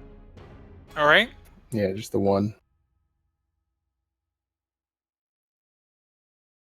Yeah, have we spent enough time looking around here and messing around for a short rest? Yeah, you can take a short rest if you want to. Alright, I'll use Okay. arcane or magical recovery to get a couple spell slots back. Well, 1 second level spell slot.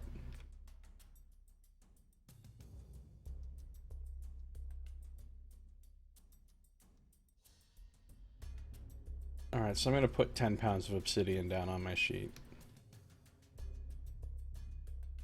All right. How much is 10 pounds of obsidian worth? Gorwin. Corwin will kind of wonder that to himself. Depending on, again, it depends on what the supply and demand situation is like, but the market price for it is about 5 enamel pieces a pound. Ooh, that's a lot. Well, generally, it's, about 5 enamel a pound, give or take, depending on, what the markets look like and, particular merchant house. But, yeah, somewhere around there. So if we only take... Well, Jomo can't really do this math. I'm like, this math is very easy for me, but I don't think Jomo with his 6 intelligence is going to be able to do this math of figuring out that 30 pounds equals 150 enamel. How much is that? How much is, you mean the whole thing? I mean, if it's about 1,000 pounds, then that's 5,000 enamel. No, just for this little bit we're taking.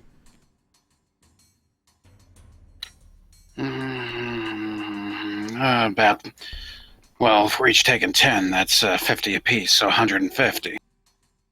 150 enamel. That's a good payment for just coming out here and fighting a monster. Yeah, plus the coin we already gathered. Whatever we can squeeze out of Sanel for these dwarf trophies. How heavy are those, Scito? Are we able to carry those around without a problem? Those weigh a fair amount.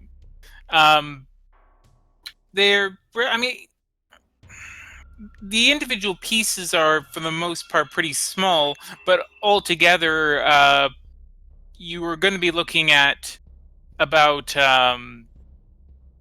probably 70 to 80 pounds of stuff there. Well, at that point, I guess that leads to the question, what do you guys think? Should we keep these here or take them? Because I'm looking at encumbrance pretty quickly. How much did he say they were? About 80 pounds total between all the pieces. Oh, shit. I mean, I'm already over-encumbered, so I don't mind being more over-encumbered at this point. Well, like I said, I can still summon that disc and kind of bring it a ways with us, and, it'll last about an hour, and then, I can either resummon it, or, where it falls, we can hide the pieces, whichever way. Yeah, that's a good point. Let's do that. Based on the terrain that we covered coming here, Scito, how difficult would it be to bring the wagon out here? It would be moving through difficult terrain, so it would take you about 2 hours to come out here with the wagon. And That doesn't seem that bad. Yeah. Maybe hide it for now, and then we just go back and get the wagon and come back.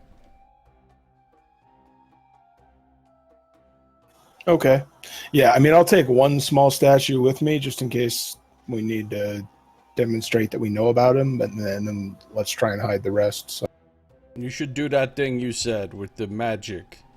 We'll get an hour away back toward town and hide it there so it's not hidden near the caravan. Good? Fair enough. We'll just need to obviously make some sort of an indicator that we would realize that it's there.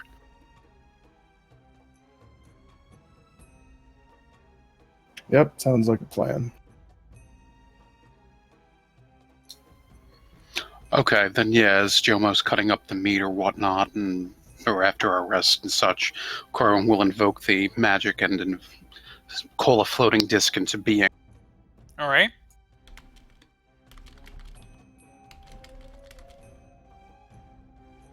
And that'll be a ritual cast, obviously. Mm-hmm.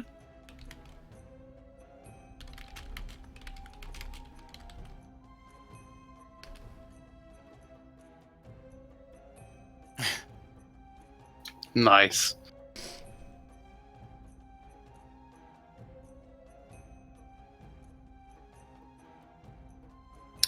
Jomo, Twitter's gonna have a fucking feeding frenzy with you in that picture. All the animal rights activists are gonna come out. Yeah. Stop Boulette cruelty. Matter. You know, speaking of sharks, Canada just enacted a law which made it legal to bring in shark fin soup. So yeah. Really? Mm-hmm. Are sharks an endangered species? Many of them are, yeah. Ah. And it's also usually pretty cruel what they do to the sharks. They normally just capture the shark, slice off its fins, and then throw it back in the water to die. Oh, that's yeah, awful. Shark fin harvesting is horrible. Is shark Feeds right meat back into that. not a thing? No, it's disgusting. Ah, okay.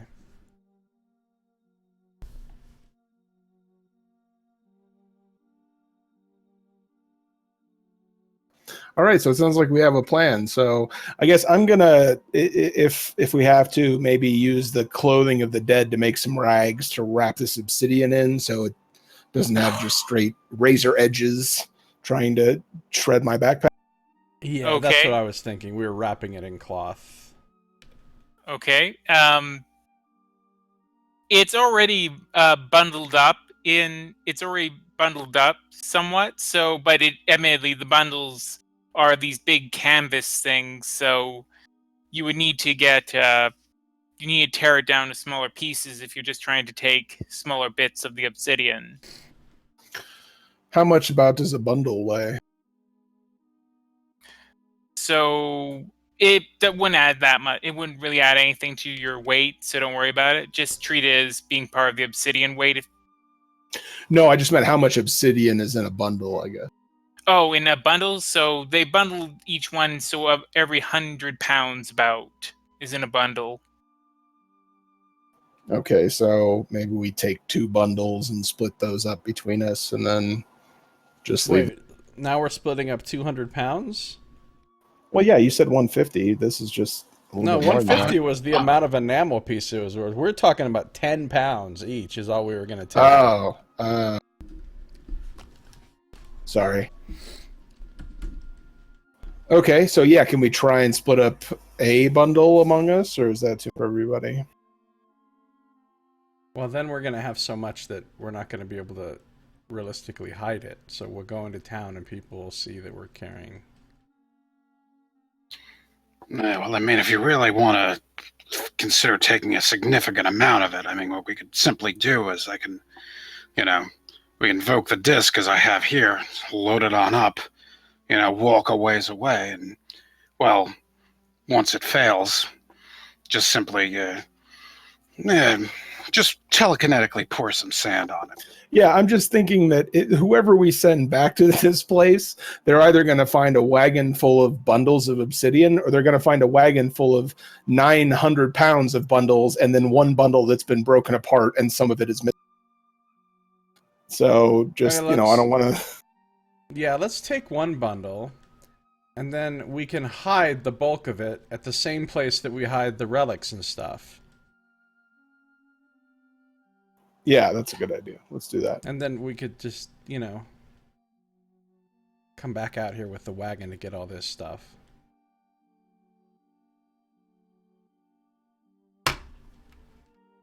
Okay, Scito, that's the plan. Okay, we finally decided on a plan. Taking one bundle of obsidian plus all of the statues, loading it onto the floating disc, and heading. All right. Well, yeah. Just give me a second here. Just some things.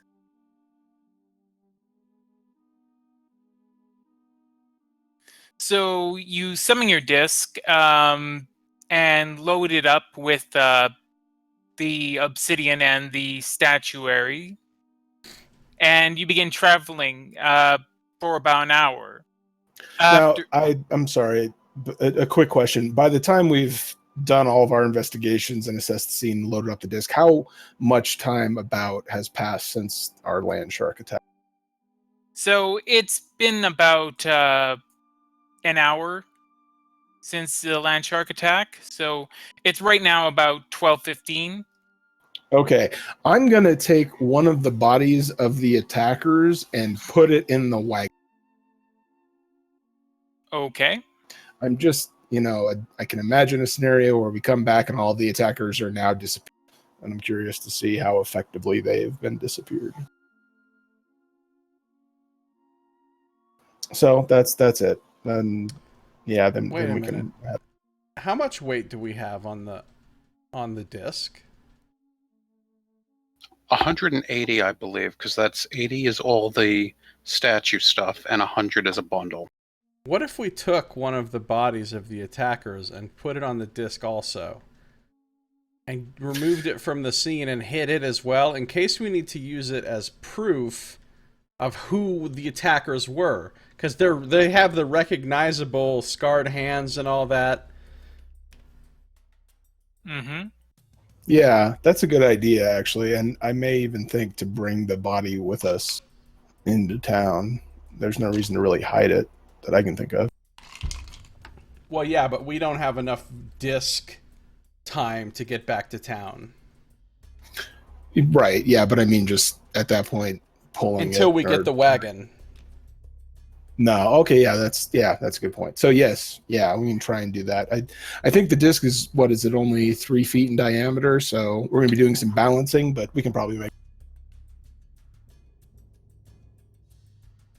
Well, I mean, Scito did say these bodies were ripped up. We don't necessarily need a whole body.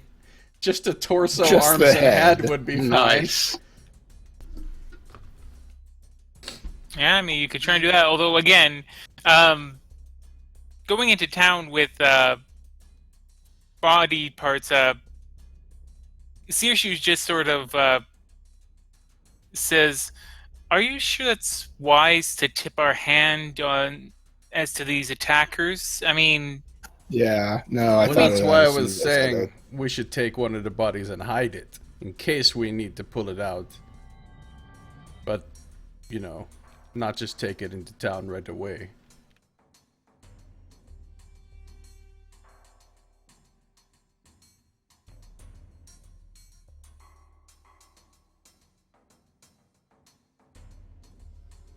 I like how Jomo is looking at policing a corpse like he's ordering from KFC.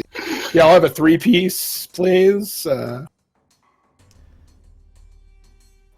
So yeah, let's just get this stuff loaded up and go.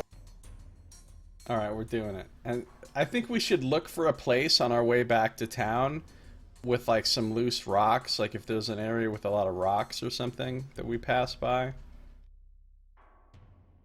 Okay. I just need to take a quick break. So could we just take a break here? Yep. Yep, Sure. sounds good. Okay. I will be back Sounds soon. good. I'm gonna make some I will be right popcorn. back as well. I will also be right back. I'm going to take a super fast 2-minute break. Stick around, stay tuned, no touch that dial. I will BRB in just 2 minutes. Hashtag super fast.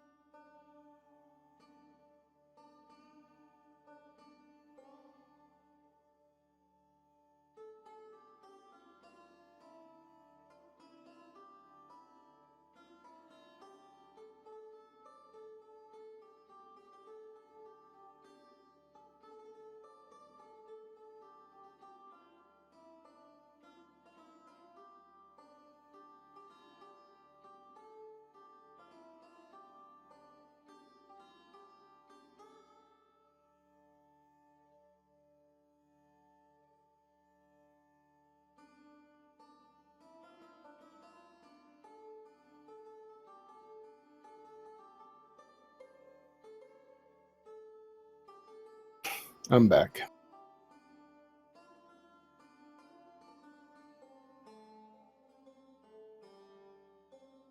Yay.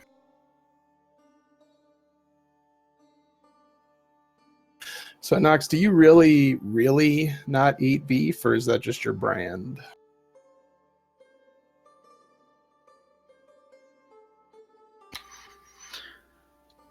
Well, you see, on occasion it is okay if it's beef from a rival dairy gang. Nice. Got to show them rival dairy gangs what's up. Exactly.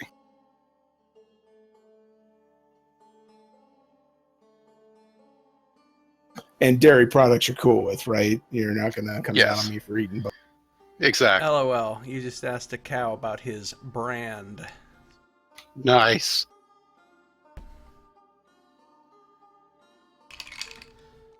It's ice time. It's ice time. Ice time. Ice time. Ice time. I'm quite glad I picked up that floating disc ritual now. Yeah. Didn't know if that was going to come into play, but that was good. Every time I've ever played a game like this that had a wizard with that spell, it came into play. One of the more useful spells I've ever come across. True. And I know Scito's just waiting for me to one skywrite. Okay, I heard that. I heard that, Nox. God damn it. Part of me was very tempted to suggest, well, if you really want to draw these people out into the open, I know a way to do it. Just get ready. Oh, Nox. You will one day cause the death of everyone. Wait, did you say that? Casting this spell in the open where other people can see or trying to make the image resembling a rat in the sky will result in the caster winning the game. Yes. That is the real description. No, I actually have a description. He does. Yeah. The description in the spell notes, which I prepared, say that this spell is cast by lunatics. It is. It literally says lunatic wizards. So hold on. You can just cast the floating disc over and over infinitely. If it's a Yep. ritual, right? Mm-hmm. Oh, that's fucking awesome. Do you actually need the components in this case, or is that just a Nope. vestigial? Nope, because it's not anything that has a gold component to it, so his arcane focuses are fine. When did you get that? That's so useful. I picked that up with less level.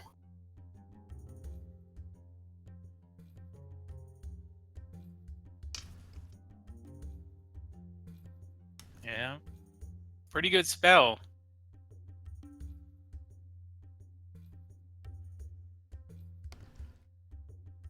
So anyways. So you had about an hour outside of the area. And so yeah, you've reached about an hour away from where the boulette was. What do you do? Well, we're looking for a place with some rocks. The most rocks possible. All right. Make a survival check.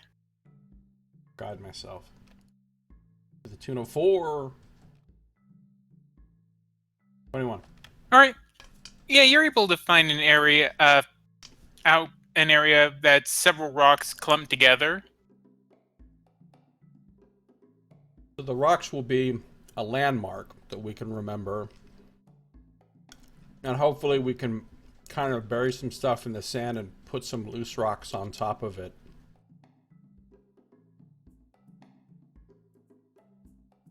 Oh, I love you guys. Already stealing from town. We're not stealing. Nice. We found it abandoned in the wilderness. We're reappropriating for the good of the community.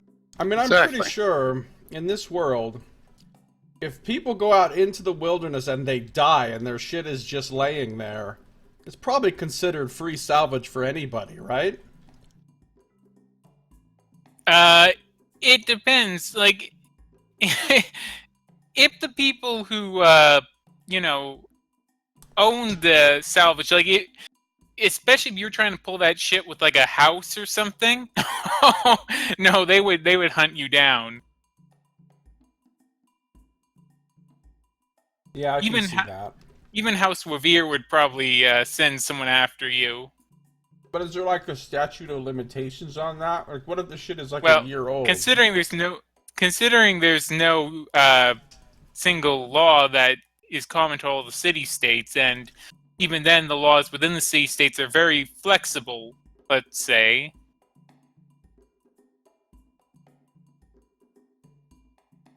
Yeah, but still, I'd imagine someone could come by, take all that obsidian, hide it, and come back a year later without anyone being the wiser. Yeah, like I'm sure they could try something like that. These pieces of obsidian aren't marked in any way, right? They don't have a little No. symbol on them showing who they belong to? No. There's no dye pack in the obsidian, right? Those fucking dye packs, man. Just wanted a sucker. So yeah, I mean, I guess your larger point though is we're technically stealing from Ven, which Sinclair has no problem with. I guess that would Wait. come up in conversation. How is this stuff Ven's? This is Ven's? Do we know that? Yeah, because Well- it was Sanel's caravan, which she said she sends it down to Ven. She sends some of it down to Ven. Not all of it, obviously, because it would be somewhat weird for Ven to get just massive shipments of obsidian, but he gets some of it.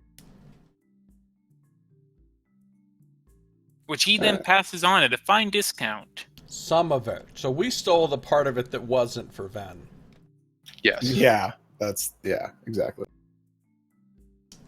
I mean, again, after a caravan attack and a boulette literally coming out of the ground, I don't imagine they're going to notice that if 100, well, that's a tenth of a shipment. That's actually that is somewhat noticeable, but it could be argued that the boulette did something or something like that.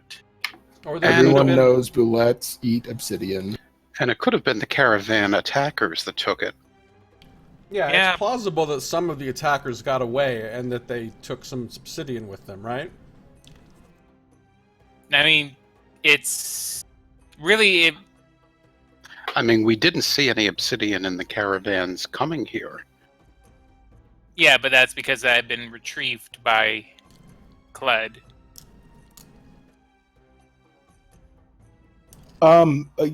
Scito, if we wouldn't know this because I forgot to ask at the time, but how far away from the main road was this caravan? It was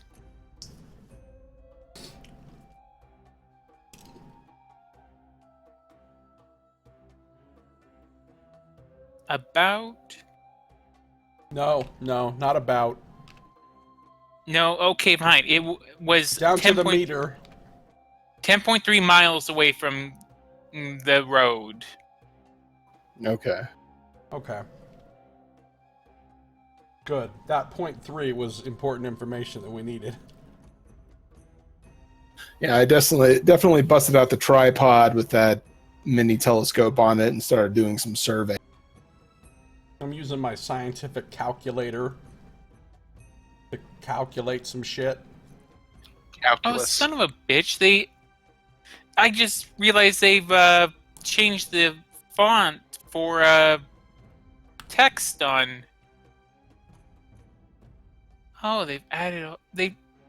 Damn it! They've made all my things different now. Why? What are you talking about? Oh, I'm just looking at the map, and all of the labels I've added are now a different font. Seriously? That's weird. That's so weird. That's completely normal and expected. God damn it, Tim.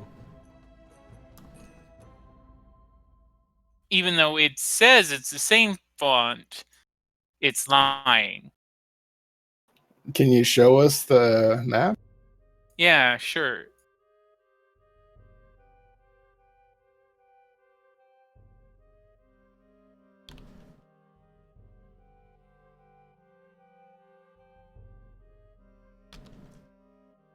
You know, looking at the Balakan block, I want to say that's the same font that I remember, or at least it's not different enough to rouse my eye. No, it's different. It looks is the same different. to me. Maybe it's just displaying differently on your screen. I can kind of tell it's a little different. Oh yeah, as I zoom in, it definitely is. I mean, again, that it doesn't bother me, but I can understand Scito with your Yes. Like Fort Amber, I can particulars. tell is different. Like especially where it's gone into two different lines for text to be on. I can tell it's different. Almost looks cleaner though. Oh well. Means I'm gonna have to move around a few things though, because the fonts now made it such that some things are off center, but whatever. For another time. Fucking Roll20.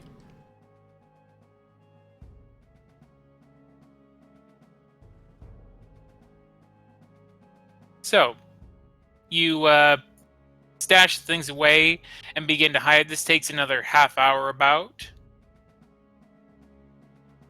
Yep. And you have successfully began a career in smuggling. Congratulations. Yay! Hey, when in Right? Smuggle Rome, do as the Smuggle Romans.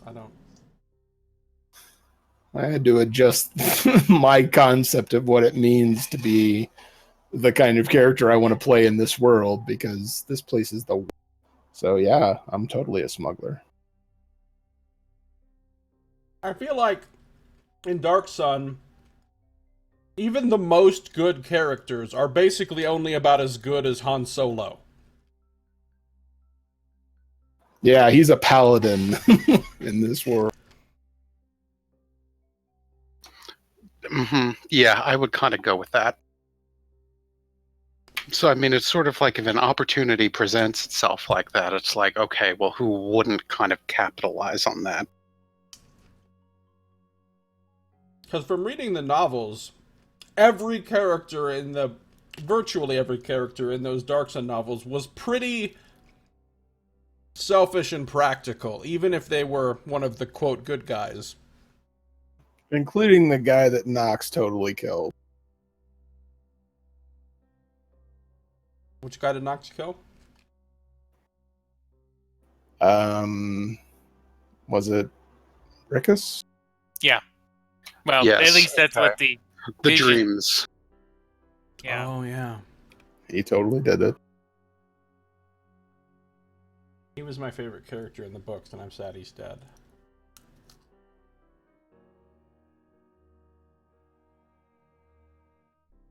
Although Sadira's really cool, too. Okay, so the spoils of our smuggling have been hidden, and we are on our way back to Clay. Okay, sounds good. Oh, you're right. I do hate how Fort Iron, like the N at the end of Iron, is now just completely obscured by the big dot. Oh, why would they do this to us? It's because you don't have a pro membership, probably. Pay $5.99 a month to have your fonts not fucked with. Okay, wait, so how is it now? Perfect. Looks good. All right.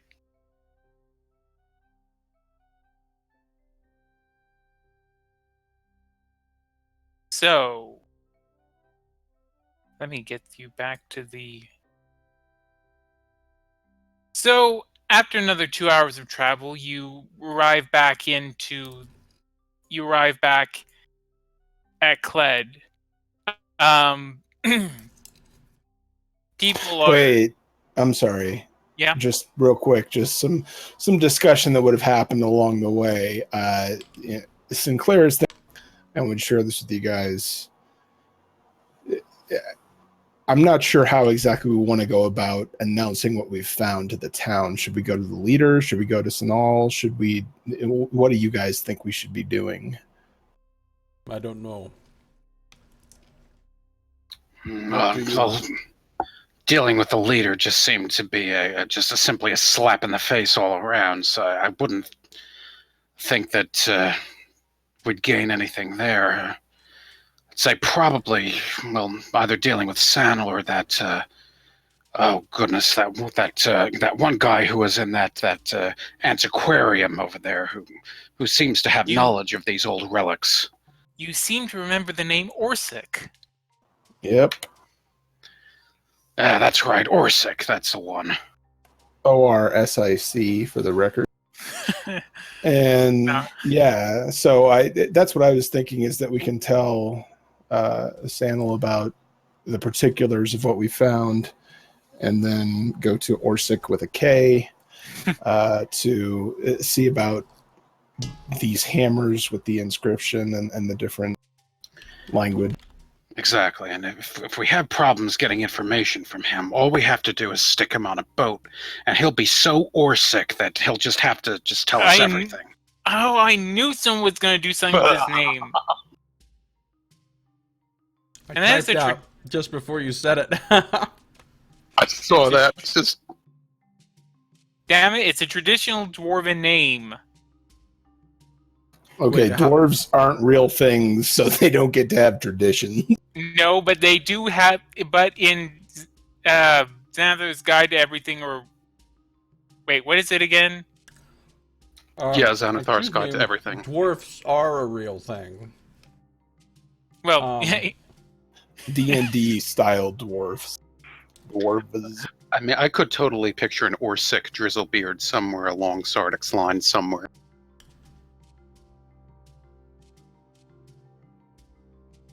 I mean, Peter Dinklage's great uncle is named Orsic. I will give you all the money I have if that's actually true.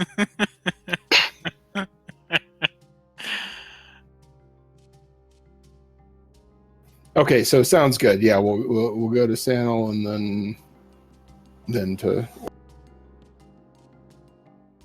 all right.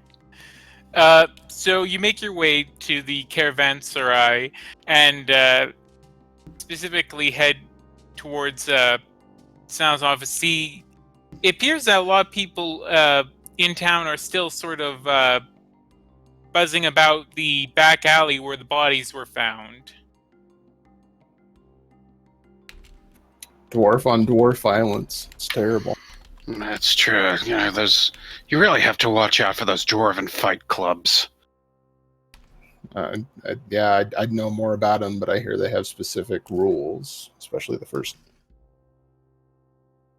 As far as I'm aware, Josiah, it's not an offensive term. I mean, one of the terms for it is dwarfism, so... Yeah, for right now, it's one of the acceptable ones. It's either dwarf or little. Yeah, I think probably like midget is unacceptable. Yeah, that's one that's their N word. You know, I mean, on the one hand, I'm all for making sure that people's feelings aren't hurt and the like, but it does at times become very difficult to keep track of what's okay and what's not okay. Oh yeah, no, all of that is just shuffling language. It is just an ever-shifting. These are the sounds that are bad now. And then, our kids will think that dwarf is a horrible offensiveness, and we'll have some other word that we must use. Oh, I'll think my kid's a horrible offensiveness. I wasn't even planning on having you, little bastard. Personally, though, I do believe that any population, minority population, which has been targeted and derided for what they are, should realistically have the right to say, this term has been used to mock us and deride us. We'd like you to stop using it. I think that's reasonable. No, But no, but it is hard to keep up with what term is acceptable these days. well, okay, gnomes don't count because they're a subhuman race. Okay. Oh yeah, no, fuck gnomes. If Yeah, there was gnomes they in don't. real life, I would be gnomist as a motherfucker. So they're not allowed to choose their own nomenclature. Oh my god, you just one-upped yourself for the best pun of the night. That was Nice. good. That was real good. Oh, Mad Mage Group, they just don't understand. They just do not understand. This is where the real puns are. This is true. Oh, is the Mad Mage group trying to get down with some puns? I haven't seen that broadcast in a while. Are you guys on? We played it last week. Hmm. Oh, okay. We just Yeah, we were asked what our group name is, and one of our party came up with the pun squad. yeah. What the actual amount of pun content in that game is drastically less than the pun content in this game. And that's really when you're thinking about a grimdark, post-apocalyptic adventure. That's really what you think of puns. Exactly. Got Knox with you, you do. Mm-hmm. Mm-hmm.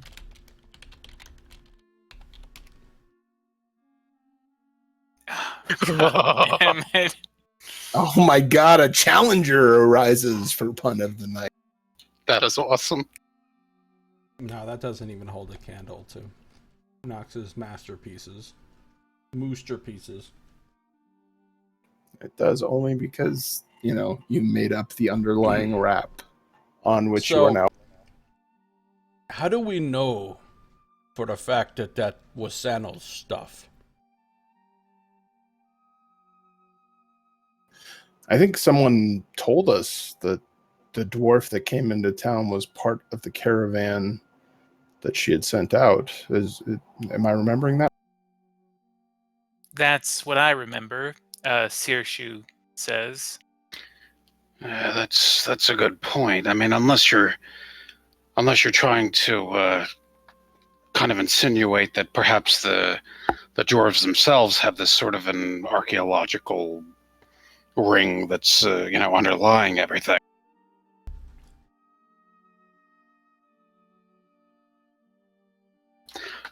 Do we know, like, to whom would receive these shipments, like back in Tier or whatnot? No, you have no idea. Okay. I mean, the main shipment would be presumably received by well, Tyr itself actually is a major producer of obsidian. So the amount of obsidian it imports is likely little comparatively, but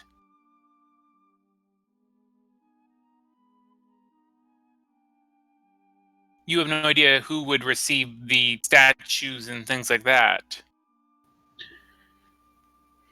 Yeah, I mean, I was just thinking in terms of, perhaps if, let's say there was some dwarves on the inside where, wherever the shipment would lead, and, they would kind of, take the statues and stuff for whatever particular purpose that they do with it.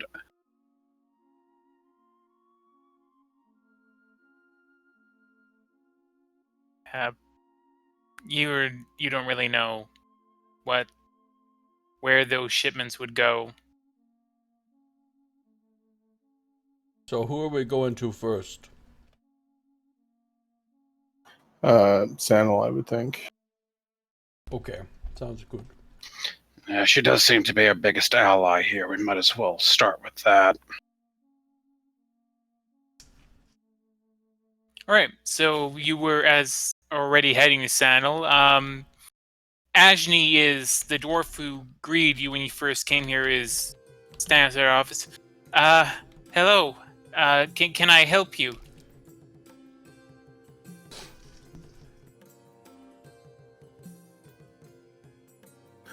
Yeah, we need to see Sanel. All right. Did you hear about the murders? The murder. Yes, they apparently several dwarves were killed last night.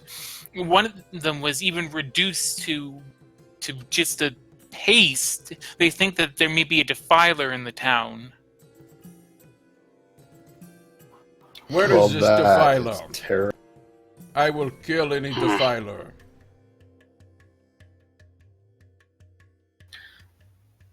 That seems pretty odd. You say just a paste? That doesn't even make any kind of sense.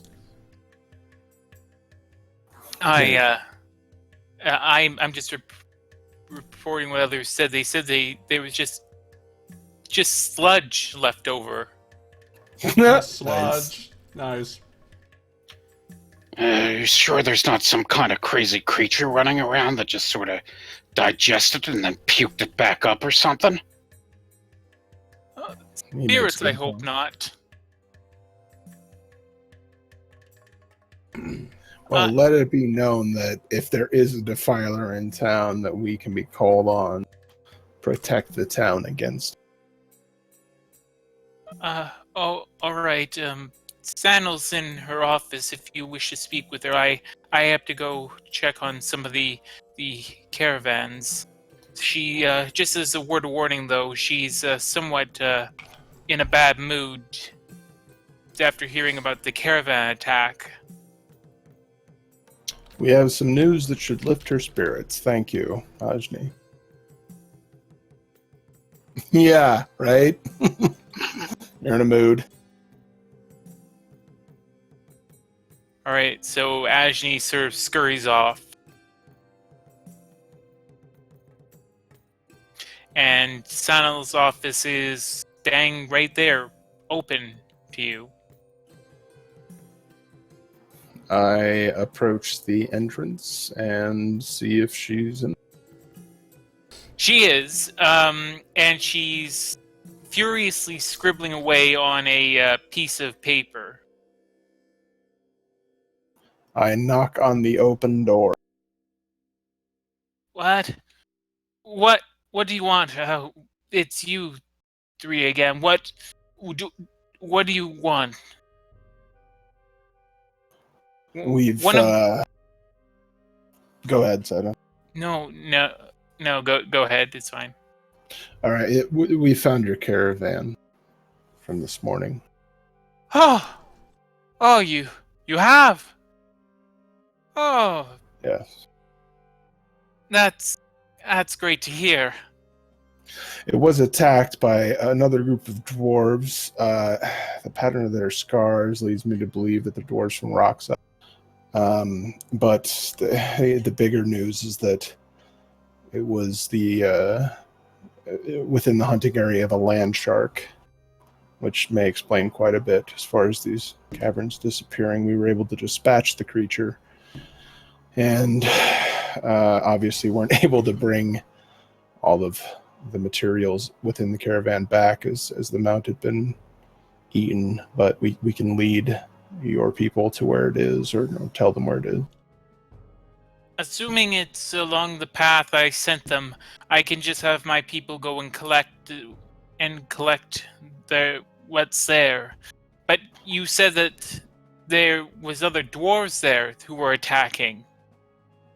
Yes, yeah, there were about 15 bodies, dwarven bodies there that were obviously among a crew that were attacking the caravan. I think there were more attackers than that, though, originally, and some of them got away. Yeah, that's what it seemed to be. True. The caravan had been slightly ransacked. Or just swallowed whole by the land shark at that point. That's well, thank you. That obsidian shipment, that would have been a tremendous loss. It's a good thing that the attackers haven't been well. and she sort of is mumbling to herself at this point. Did they have anything on them? A hammer with strange grip. Oh, I don't think I had that in the show. I mean, I don't. I've never seen something like this before. Do you have any idea why dwarves, obsidian miners, would be attacking your caravan, or who they might work for? I have no idea. Can I do an insight on that? Me too.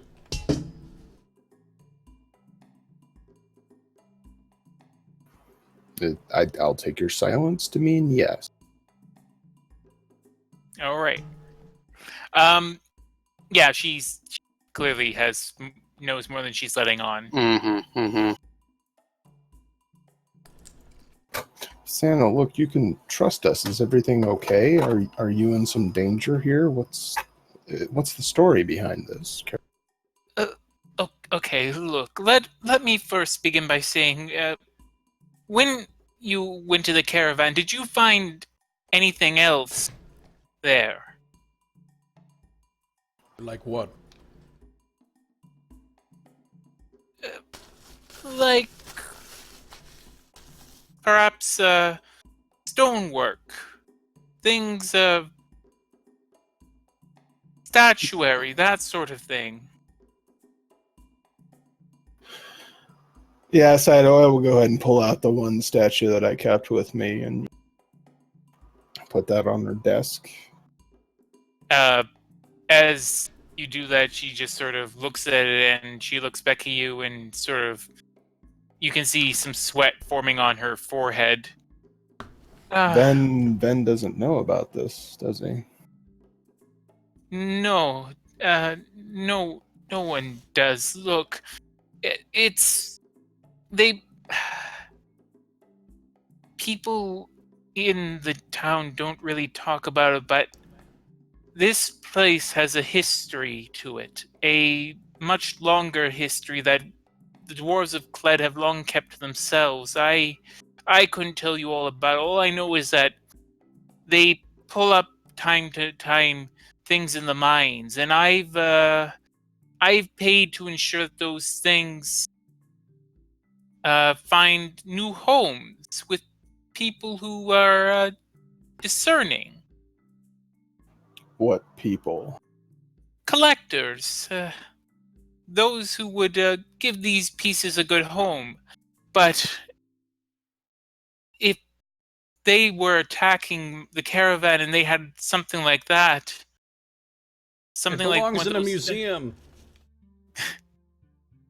Yeah.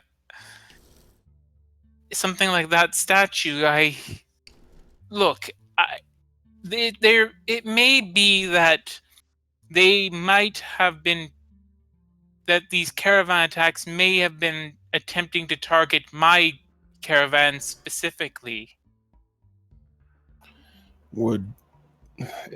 Is it fair to say that all of the caravans that have been attacked contained items of this nature? Not all of them, but if they had that marking on, if they had that little statue, it could be that maybe there's some in town who aren't happy with my selling of these artifacts. Have you heard any words of discontent about it? No, none so far. The people I pay are, well, she pauses again. There has been some talk of them trying to, of dwarves reclaiming things. I'm not quite certain of the entire story. Look, what's important here, though, is that Ven and no one else in Cled needs to know about these this extra business, right? You're hiding it from Ven. Ven is a good employer, but he can't be as generous as as some can. I see. Look, You're just saying he doesn't seem to have an appreciation for archaeological items of interest, more or less. well, I'm sure he would if he knew about them, but he doesn't. So I get to sell them and take all the profit. See?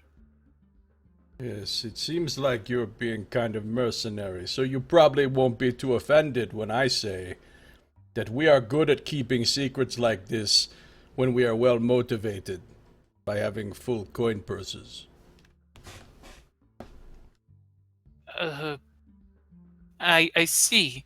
She sort of scrambles around her desk and pulls a purse. How would 30 enamel pieces sound?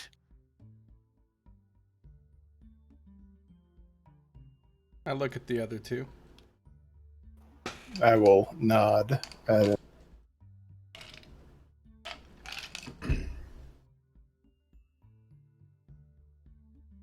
So, Sounds good. We will not tell And- Ben anything. and the statuary and things, those are still with the caravan, yes? We did not really look through what was on the caravan.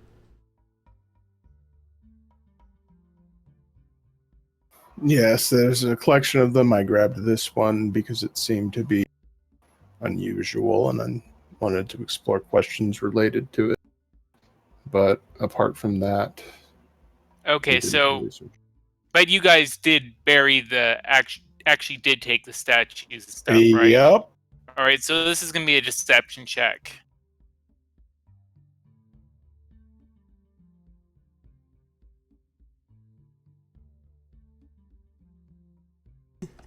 Why are you suddenly casting guidance on him in the middle of our conversation? Nothing, no reason.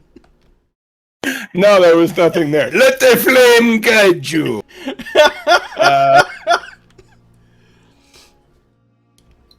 Go ahead. I will burn another point of inspiration. Well, Yes. It's Nice. good that you did. all right. She looks at you and she not well. Actually, she should probably do her opposed check. I think. Or no, you know what? I'm just gonna say that you got it. All right. Good. Then they can recollect them. What I will say, Sanel, is we can keep the secret from you, but someone like Ven is not to be trifled with.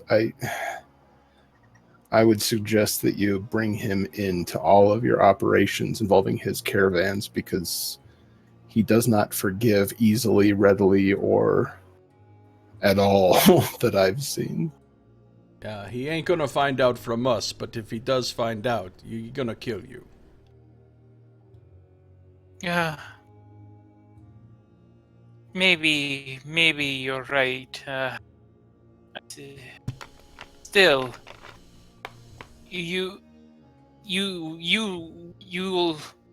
you'll deal with this though. The caravan attacks, right?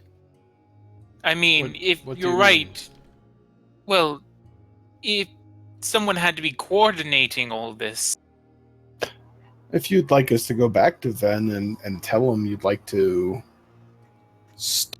and there I use the Athos equivalent of air quotes, to transport some objects through the caravan that would, be these artifacts, and wonder as to what his fee would be. Yeah, we can absolutely do that. no, I mean you'll do the job you came here for. Ensure that these attacks don't occur anymore. Oh yeah, we're If- gonna do that. You'll need to tell us all that you know about this opposing staunchly, these dwarves that are guarding their culture, so to speak. Is there any particular, leaders of them or anything like that? Well, And what can you tell me about Kemalak, if anything, or Kemalak? I've heard the name tossed around a few times. It's something to do with the relics, but I'm not quite sure what exactly. Again, I just try have the relics sold off. I honestly am not interested in the history of them. If you want to find the dwarves who would be most opposed to selling these objects, well, that would be Rockside. I figured that much. As for if you were looking for more information about Kimalak or the like, I think we have an antiquarian in town who can tell. Right, that's his name. He probably can fill you in on that. Okay, we'll check. I hear that's For right a now, traditional dwarven name. I don't say that. Especially when spelled with the K. For now, I'm inclined to believe that the presence of the Violette was just something of a coincidence, that it doesn't explain these caravan attacks. Did it look like there were some guards with that caravan that had gotten killed? Yeah. Like people that were actually armed or whatever? How many guards were there? You would say, I mean, again, it was kind of hard to tell, being a lot of the bodies had been chewed on and the like, but you would say that there was maybe 6 or 7 guards. Maybe you need more guards on your caravans.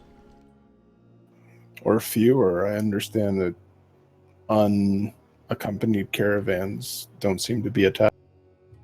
Maybe we could go as guards on one of your caravans, and then if it gets attacked, we can take one of the attackers alive and question him. I'm not sending out any more caravans for a good long time after this one. I'll send one by the end of the next month, but before then, not nary a one. Okay, yeah, sorry. The ghost that haunts us wants us to be back in tier before then, so we'll have to... What? What? No, it's nothing. Don't worry about it. Alright, well, so I'm glad we could come to an arrangement, and I'll think on what you said. I have some business to attend to now, so if you wouldn't mind, and she sort of gestures to the door.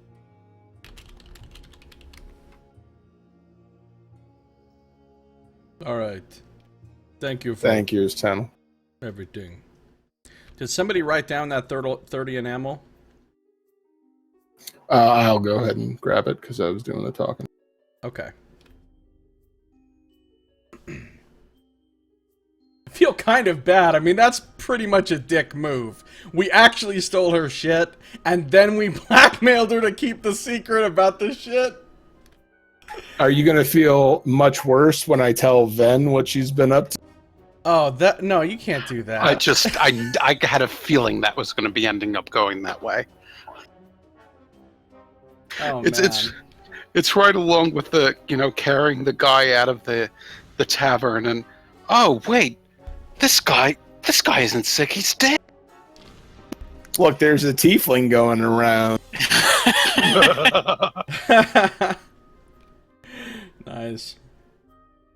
Alright, so what are we doing now? Let's go see Orsic, see what he has to say about this script. Good idea. Agreed. Maybe he knows this Chemolak as well. I don't And suppose guys, I'm any of going to us... take a break AFK for just 2 minutes. Alright. Hashtag super fast.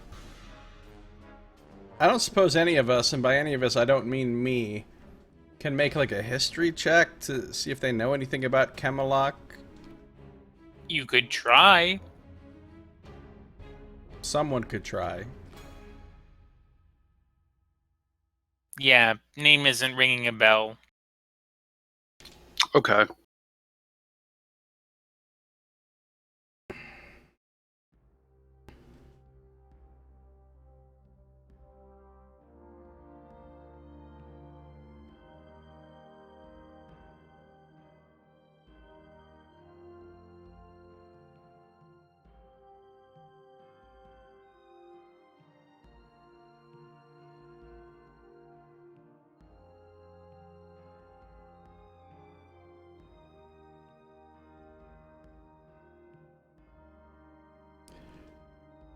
So apparently, if you text somebody, at least from an iPhone, I don't know about other phones, but if you text somebody just the words happy birthday, and don't put any other special stuff in there, no emojis or anything, when they get the text, it actually makes a graphic of a bunch of like multicolored balloons like appear all over their screen. Oh. I didn't know that. Yeah, it just does that automatically, apparently. It's weird, huh? Yeah.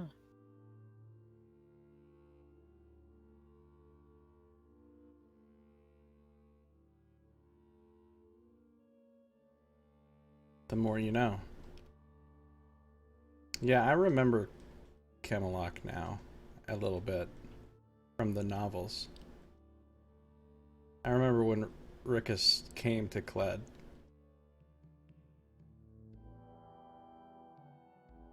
He got an artifact called the Belt of Camelot Kings. It was a really nice belt. I have returned. All right. So, you're making your way to Orsik's place. You wend your way through the town street, taking care to avoid the crowd of people and dwarven guards that have sort of stationed themselves outside that one alley, and head your way to Orsik's place, the antiquarian sign proudly displayed above the door.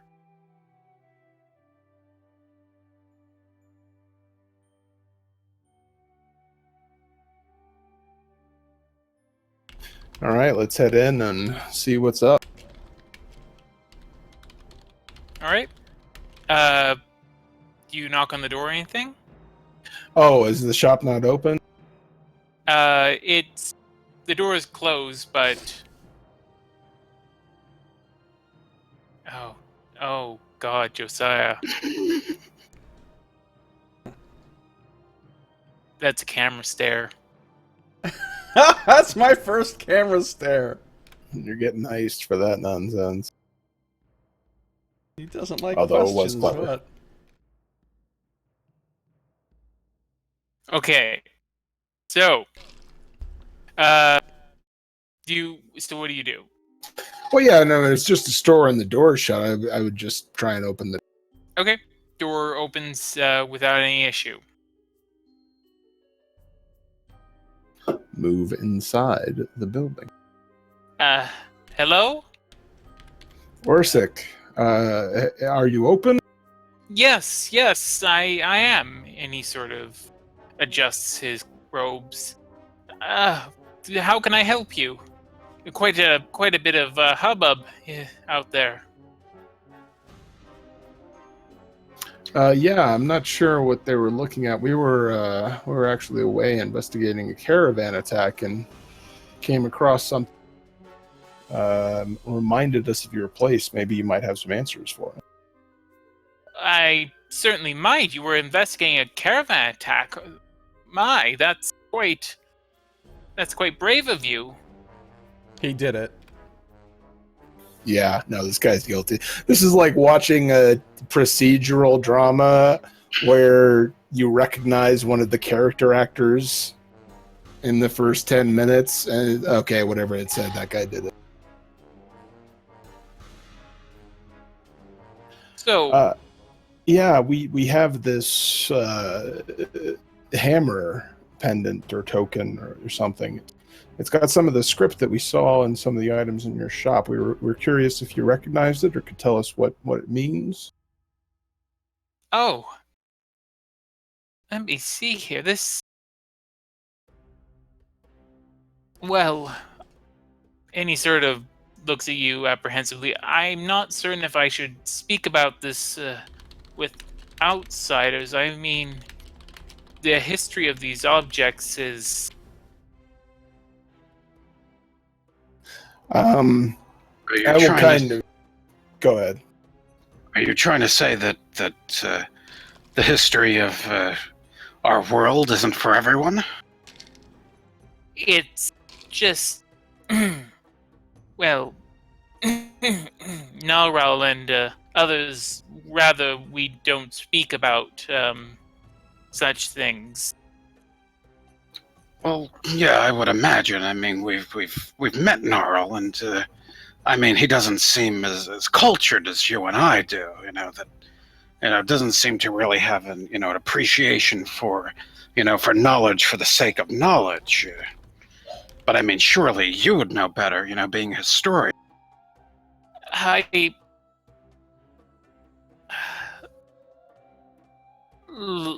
much do you know about Kled and its history? For me, almost nothing. Not all that much. I mean, we're familiar with the layout of the town and such, but that's about it. Kled had another name long ago. It was known, at least according to legends, it was once known as Kimalak, a great dwarven citadel. It was here that it said the dwarf kings reigned and brought prosperity to our people. This was long, long ago. Some even claim in the Green Age, if you believe in the existence of such an age. Really? So this was the head of all dwarven power in the world? Not all dwarven power, but for the dwarves of this area, they were, yes.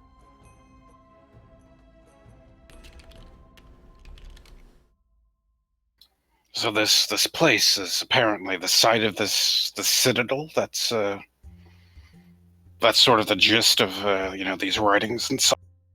Yes, unfortunately, we rarely find any artifacts of Kimalog, nor ordinarily it's simply things such as pots and fragments of sculptures, that sort of thing.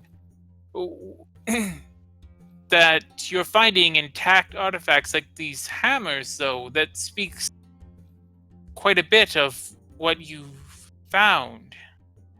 So the runes on this, they were the language, the written language of that area? Devek, yes. It's a language that none speak anymore, unfortunately. It's the written language is a script that none recognize anymore.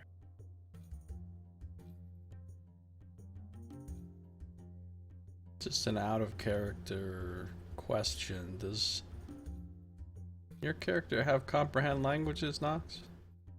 Already tried it, didn't work because Yep. no one understands the language anymore, so Right, it didn't work. Okay. Yeah, he did try that.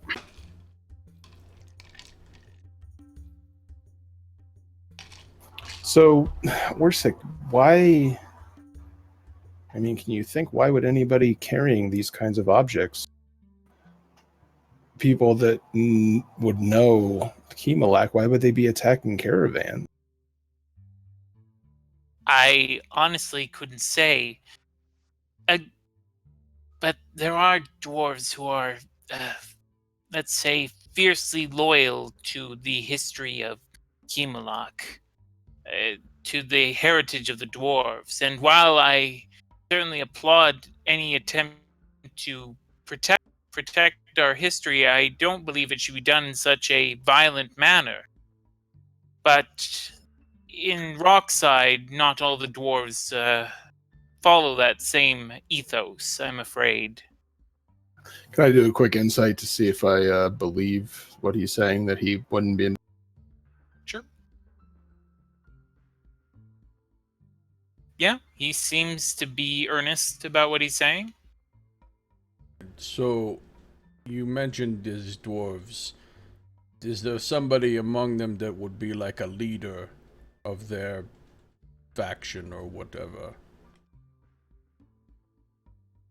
I don't really associate with the dwarves of Rockside very much. My best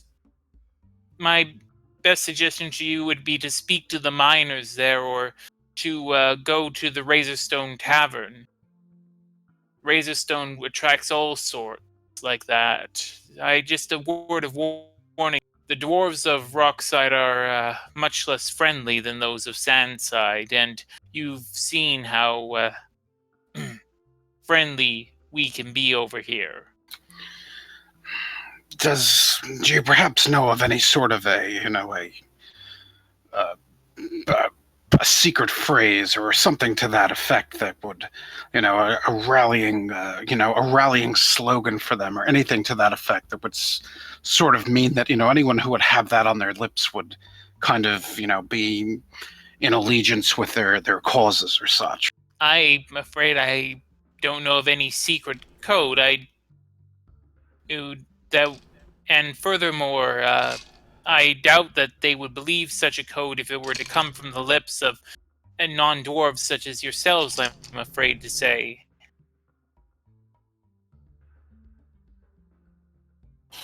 And it was Chemolak. And was that the pronunciation? Yes, Kimalak.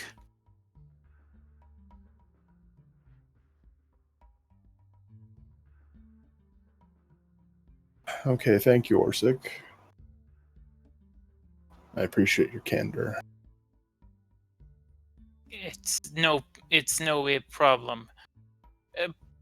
If you find any more relics such as these of Kimalak, though, I would be very interested in preserving.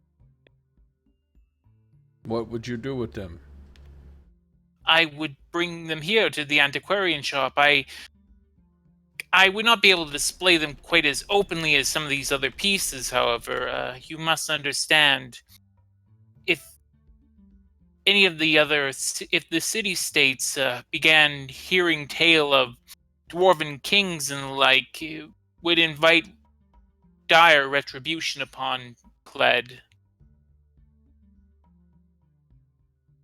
So you would just hide them?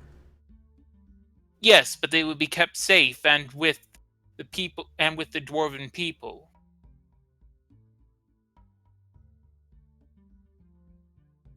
And given the collection you've already shown us, I believe what you're saying. So yeah, I will absolutely keep that in mind. Again, thank you, Orsic.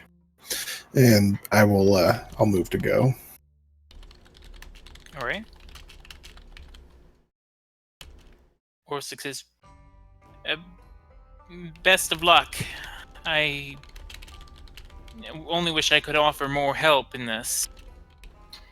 Yes, thank you. I have a feeling we'll need it.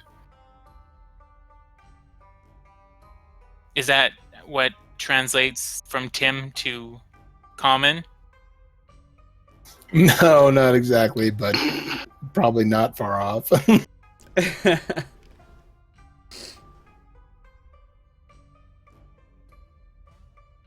And fantasy realms have their shit together because they always have a common language. We don't even have that in the real world. The closest we have is English, and it's not even the most widely spoken language on the planet. Well, that's just because the Chinese and the Indian cram so many people into their country.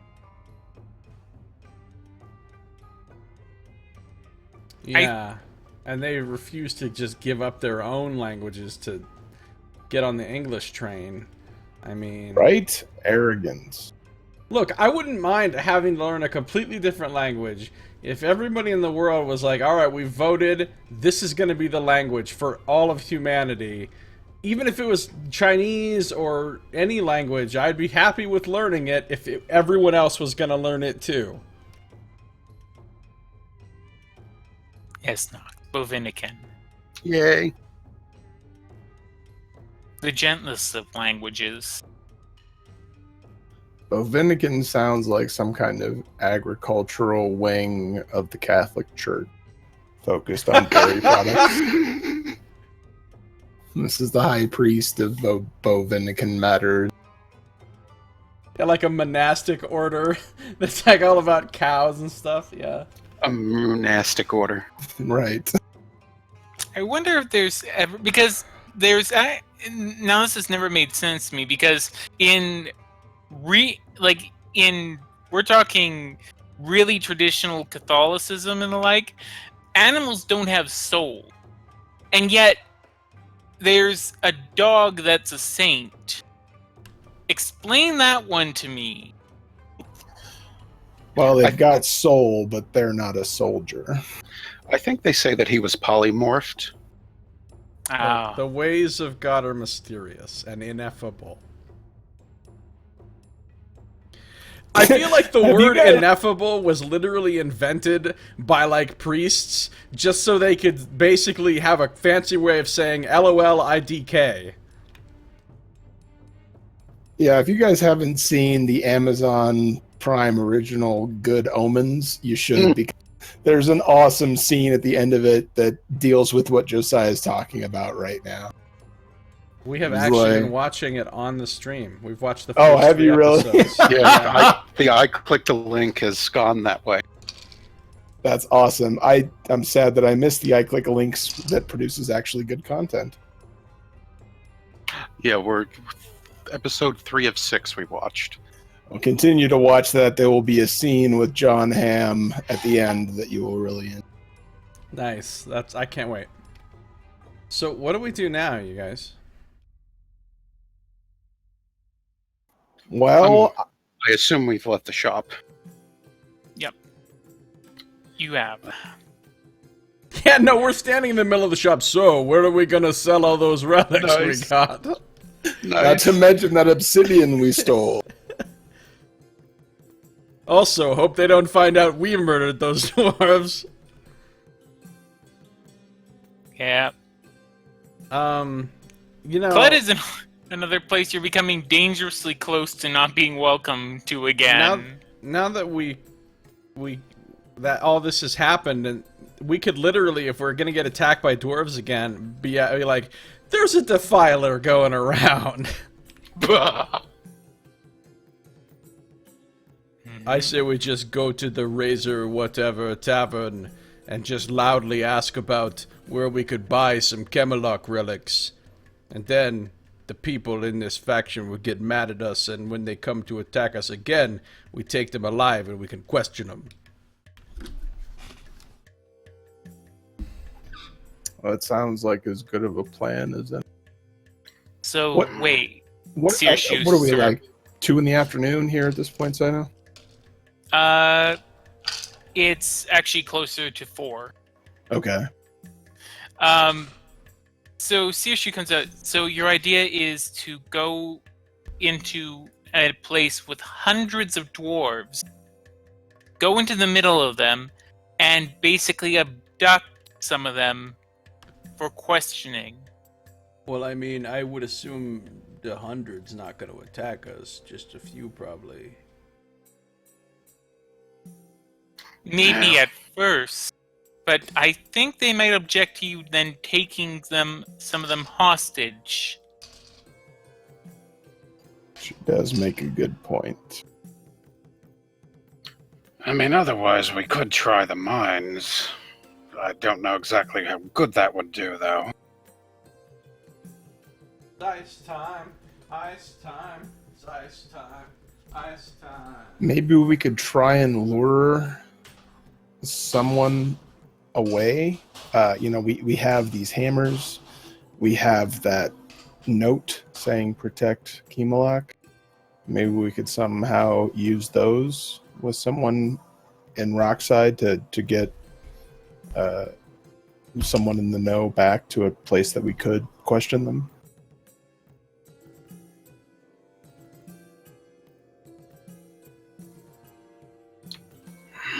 Well, I mean, I could try something, but, well, it would be quite dangerous. I kind of feel at this point that anytime Corwin says I could try something, the whole "it might be quite dangerous" goes without saying. I mean, especially if they're perhaps on alert of a possible, well, dark magician around. But, I mean, it could be possible for me to kind of masquerade as a dwarf for a little bit and possibly lure someone over. Oh shit. Well, if that's something you could do, I mean, maybe we could set up the area you needed to do it in an abandoned house. He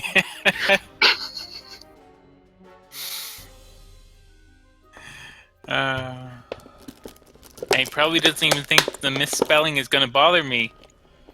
Because it doesn't bother me at all about misspelling Kimalak. I have the O and A switched in my notes. Is that any better? No, it is Kemalak, Kemolak. Yeah, that's what I've been writing.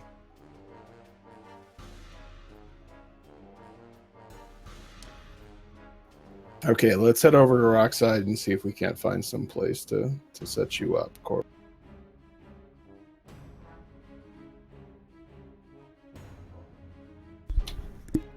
All right, fair enough. Fair enough. Fair enough. All right. So, you begin heading over to Rockside, and as you near the area, you pass by these large wooden platforms that are designed to help ferry out the obsidian from the mine. And as you get closer, you are immediately assailed with just this sense that you are not welcome here. The dwarves that are pushing around mine carts are looking at you and glaring daggers. Few of them even spit at your feet.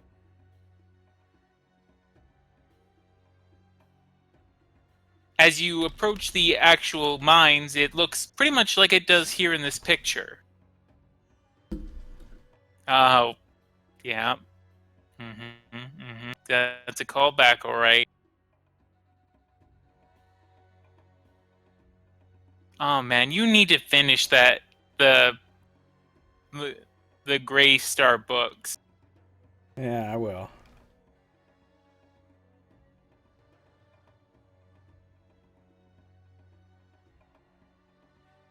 So what are we doing here? Well, I mean, if we really want to kind of subdue one of these, I might not even need to bother with invoking a disguise. I mean, I think all we'd have to do is spit back at a couple of them, and well, we'd have our contestants right there. Yeah, but we don't need just any dwarf here. We need one that knows what we need to do.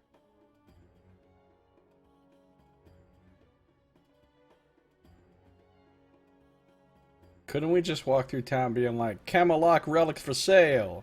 That's right, I got Camelot relics for sale. And just see whose attention we get? That's a terrible idea. It actually might not be a terrible idea. Sirshu comes down. It's a terrible idea. Would you think even sort of displaying the emblem of this would be a bad idea? Again, you're attempting you have no idea how many of these dwarves are actually on board with this particular conspiracy, as it were.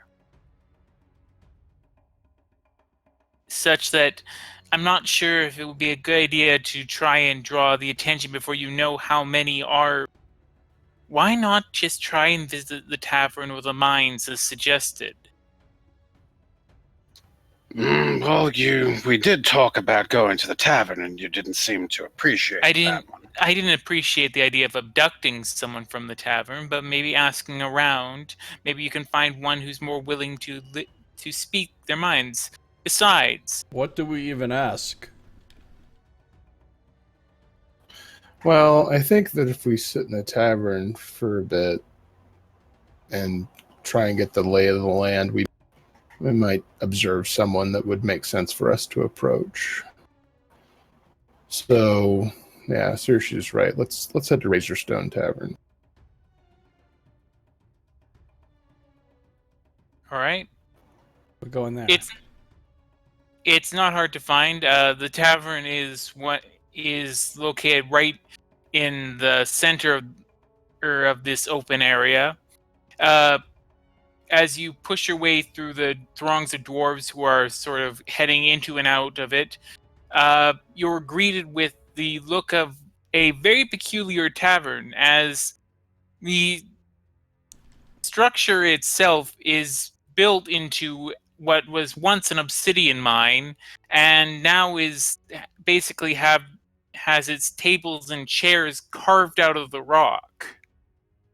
That's cool. The shelves and everything also are carved into the rock, such that the entire thing is, well, basically like a giant sculpture almost. These people understand branding. As you go to find a seat, a dwarf comes up to you and says, "What are you doing here? We don't like your kind, cloud sniffer."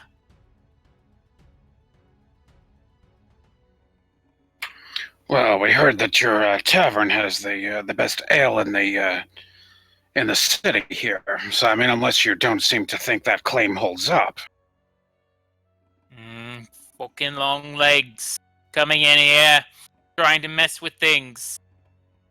Another thing to note about the tavern is that it is very clearly designed for dwarven patrons, in that the ceiling is quite low and the seats are all very small. Unlike the Black Oar Tavern, which was designed more in mind for other races, the Razorstone is, well, designed pretty much just for dwarves.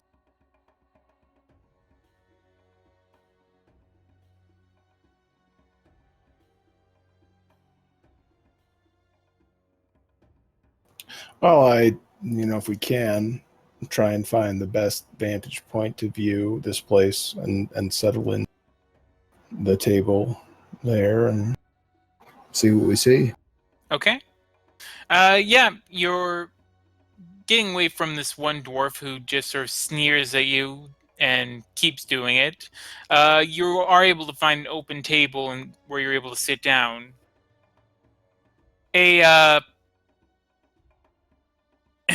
Sorry. A dwarven waitress comes up to you and produces a papyrus menu, which she hands out in front of you. Hello, the name's Leftrasa. Nice to meet you. She sort of gives an uneasy smile. So, Trasa, you're the first pleasant dwarf we've had the pleasure to meet on this side of. Yeah, thank you. Leftrasa, what the fuck are you doing over there with them outsiders? Paco, they're customers. Can I just deal with them? Fucking cloud-sniffing shit. Yep, we also have long legs. And this dwarf that's behind the bar just sort of sneers and then spits his gob out right onto the floor. I apologize. What can I get you? And she produces the... Oh, the menu. Mm-hmm. The fuck is rank?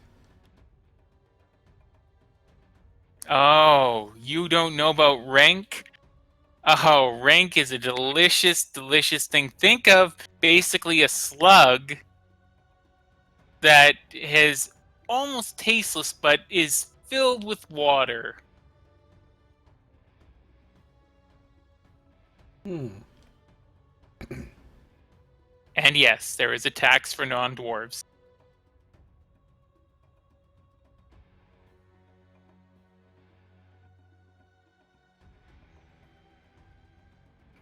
Well, Tressa, we're going to need at least a pitcher of ale for me and my friend Corwin here. My other friend Jomo does not partake. So do you have some water for him? Sorry, we only have ale and broy here. What do you think, Jomo? You want some broy or just stick with what you've got? Hmm. Now let me try one of these boiled ranks. I will have a boiled rank as well. I'll have a kip if you would. All right. I'll get that for you. And I hate to ask this.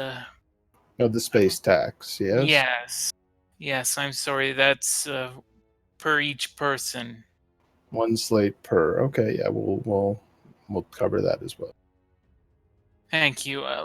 Look, I'm really sorry about this.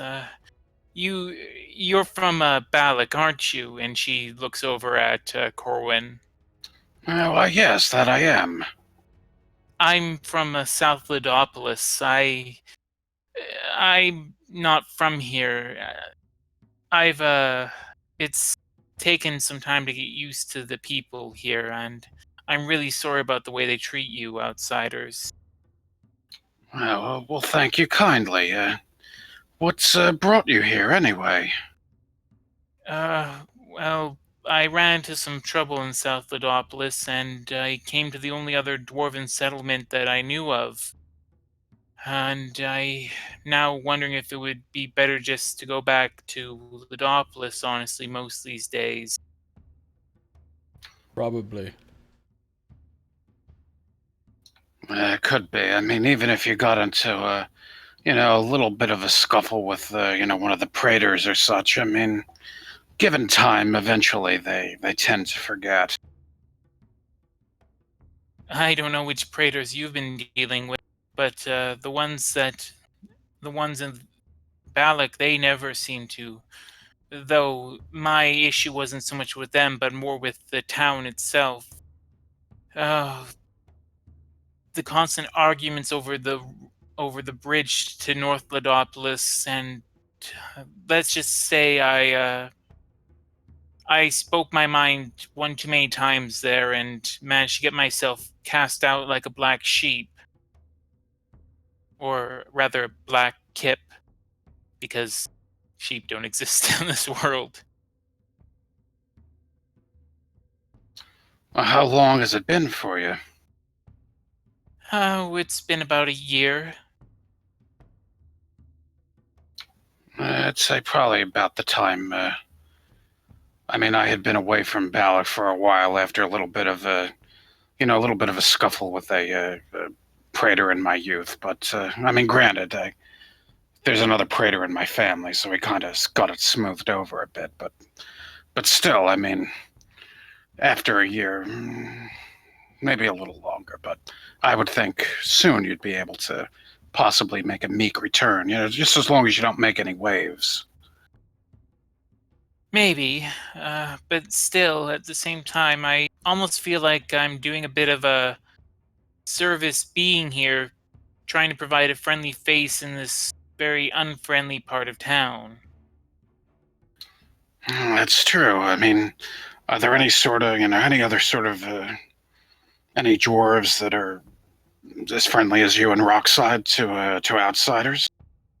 There's a few of us, yes, but for the most part, no, you're not going to find any, especially, and she leans in, especially Paku. He's, very, very unfriendly with dwarves. With Who is non-dwarves, he? rather. He's the owner of the tavern. There's also, Molga, she's one of the mine overseers. Again, one of the people you don't want to mess with. Those two sort of have the run of things in Rockside. Yeah, we've kind of heard a bit of whispering about sort of a dwarven cabal about very old sort of citadel here, a dwarven citadel, and old dwarven kings, and preserving history and such. I mean, is there really someone that's sort of like a head faction leader or something that seems to be stirring up the pot of all the rest of the dwarves? Look, I don't want to get you in any trouble, but there's... I think there is something like that going on. I don't know who is by it, but it started a year ago or so. It was just after I arrived. All of a sudden, a lot of the dwarves here became a lot more militant, let's put it. Look, I have to get your food, and I'll be back. If I talking to you for too long, they'll get suspicious. Yeah, well, thank you kindly. How much we owe you? So that's 2 boiled rank, a charred kip, the space tax for dwarves, and a pitcher of ale. So that'll come to a total of 7 slate pieces and 5 ceramic pieces.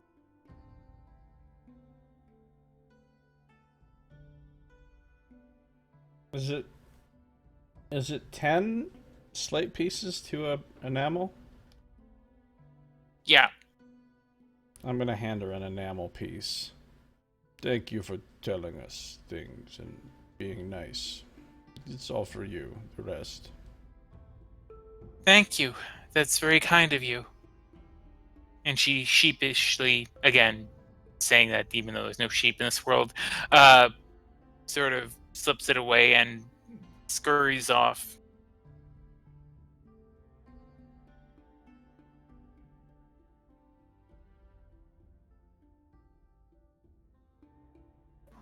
So she gave us some information that will be useful. She gave us a couple names. True. Packle, the owner over there, that's the fine fellow that's spit at us as we were making the order. He seems to own the place. Then there was Molga, who's the mine overseer, who seems to have just as much of a sunny disposition. I think that's about it.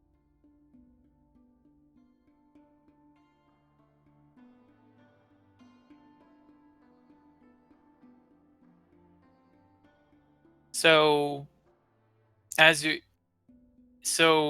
talking a bit, Lefdrasa comes back with a pitcher of ale and 2 plates with what really does look like a big slug that has been boiled. And so, have you ever seen a slug that has been salted or put in salt water?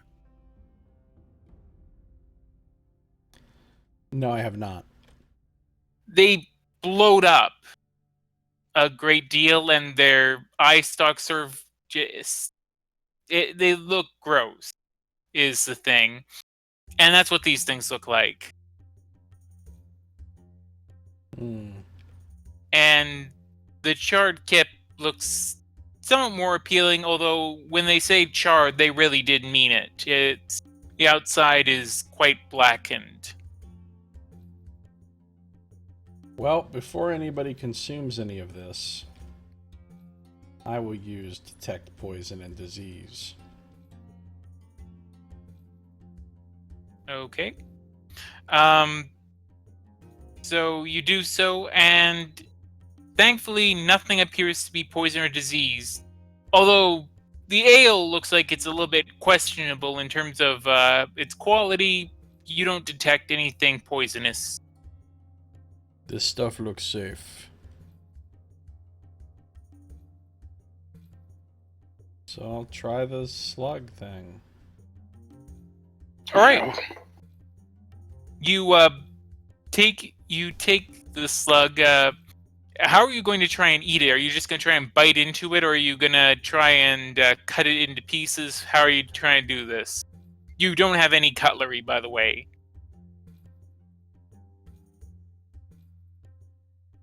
I'll look around and see if I can see anyone else in here eating one of these. There's a few, and they basically have just grabbed the thing and just bite into it. That's what I'll do then. All right. You do so, and it's an interesting experience. Water sort of explodes into your mouth as you do so, and the tissue in it is a weird gummy consistency.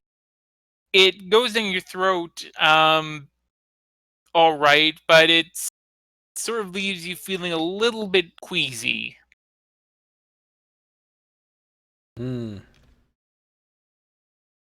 Not sure about this thing. Still gonna eat it all though.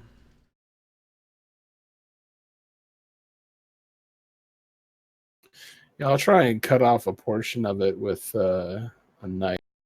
One of my obsidian knives. Okay. As you do so, it's sort of. Thankfully, the obsidian knife is sharp enough because even with a little bit of pressure you're applying, in the second it takes it to cut through, there's a brief moment where you're worried it's going to explode out one end because of it sort of ballooning that way. But thankfully, you're able to cut it. The water then begins leaking out onto the plate. Okay, I'll eat the rest of it like Jomo.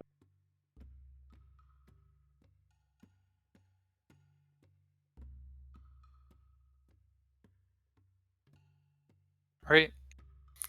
What are you doing, Corwin? Corwin will go ahead and have the charred kip. Mm-hmm. As I said, it's a more pleasant experience. It's just that they really did char the kip. Is it charred to such an extent where it's unpalatable? The insides are still, you can eat them, but it is charred pretty strongly. Like there's some crunch to it. If he really finds that it's really not to his taste, he'll kind of go back into his mind, thinking of, Balakan home and such, and, all of that was kind of evoked a little bit, with his conversation with the waitress. And discreetly, he'll draw upon one of his finer memories of Mama Kavarian's cooking, and he'll prestidigitate it into that particular flavor and enjoy it much better. All right. Let's see here. Here we go with Nox just casually casting a bunch of arcane spells in the middle of a tavern.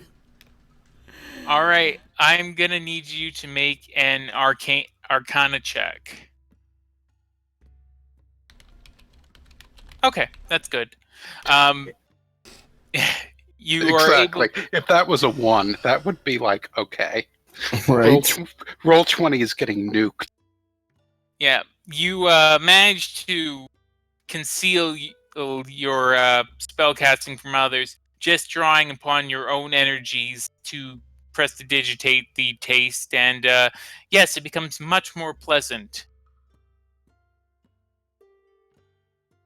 You only hope that the chef, whoever he is, didn't spit in your food. Well, that would have been charred away by the fire anyway, so that's fine.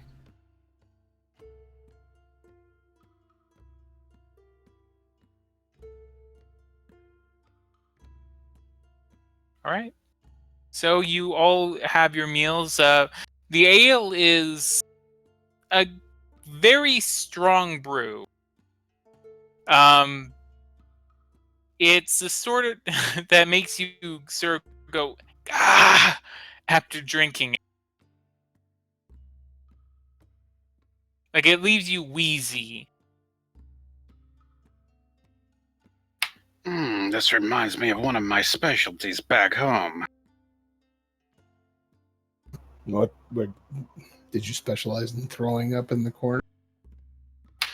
It's one of my, you gather a certain mix of foods here, and I don't know if you've seen me with my brewer's kit, but I make this thing called a gin sling. It's really nice. It's got a nice, knocks you off your feet if you have too much of it.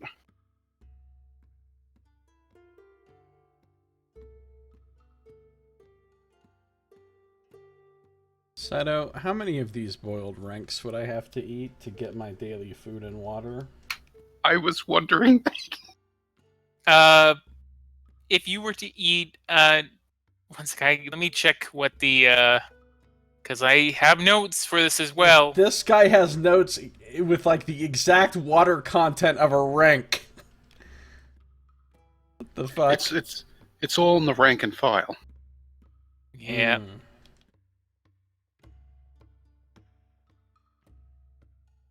All right, where did I put this? Dude.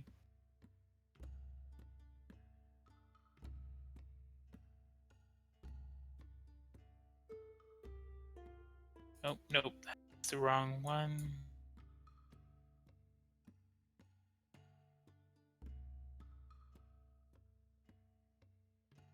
Alright. Sometime we're gonna go somewhere where they just love half-elves and humans. Hey, Splode, I didn't know you were here. Oh yeah, but you said hi earlier. So I guess I did know. I just didn't know you were still here. Alright, have fun getting food, Splode.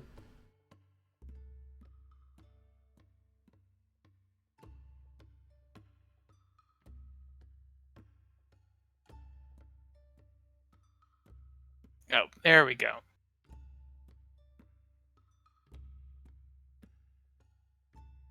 All right.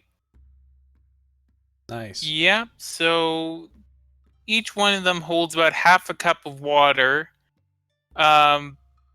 So you would need to eat about 32 raw ranks. Okay, we're not doing that.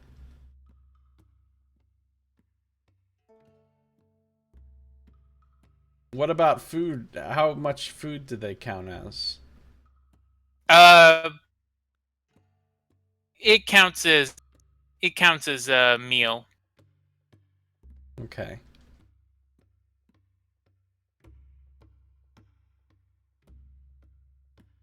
So there we go. Now you know you would need to find 32 ranks, which you can find in stagnant water and soil grain and the like. They're really delicious. I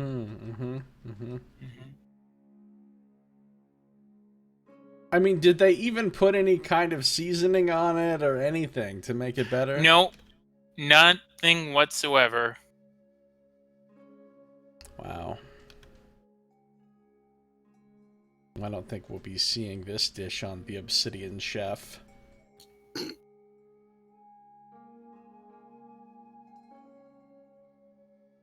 So, you have your meal.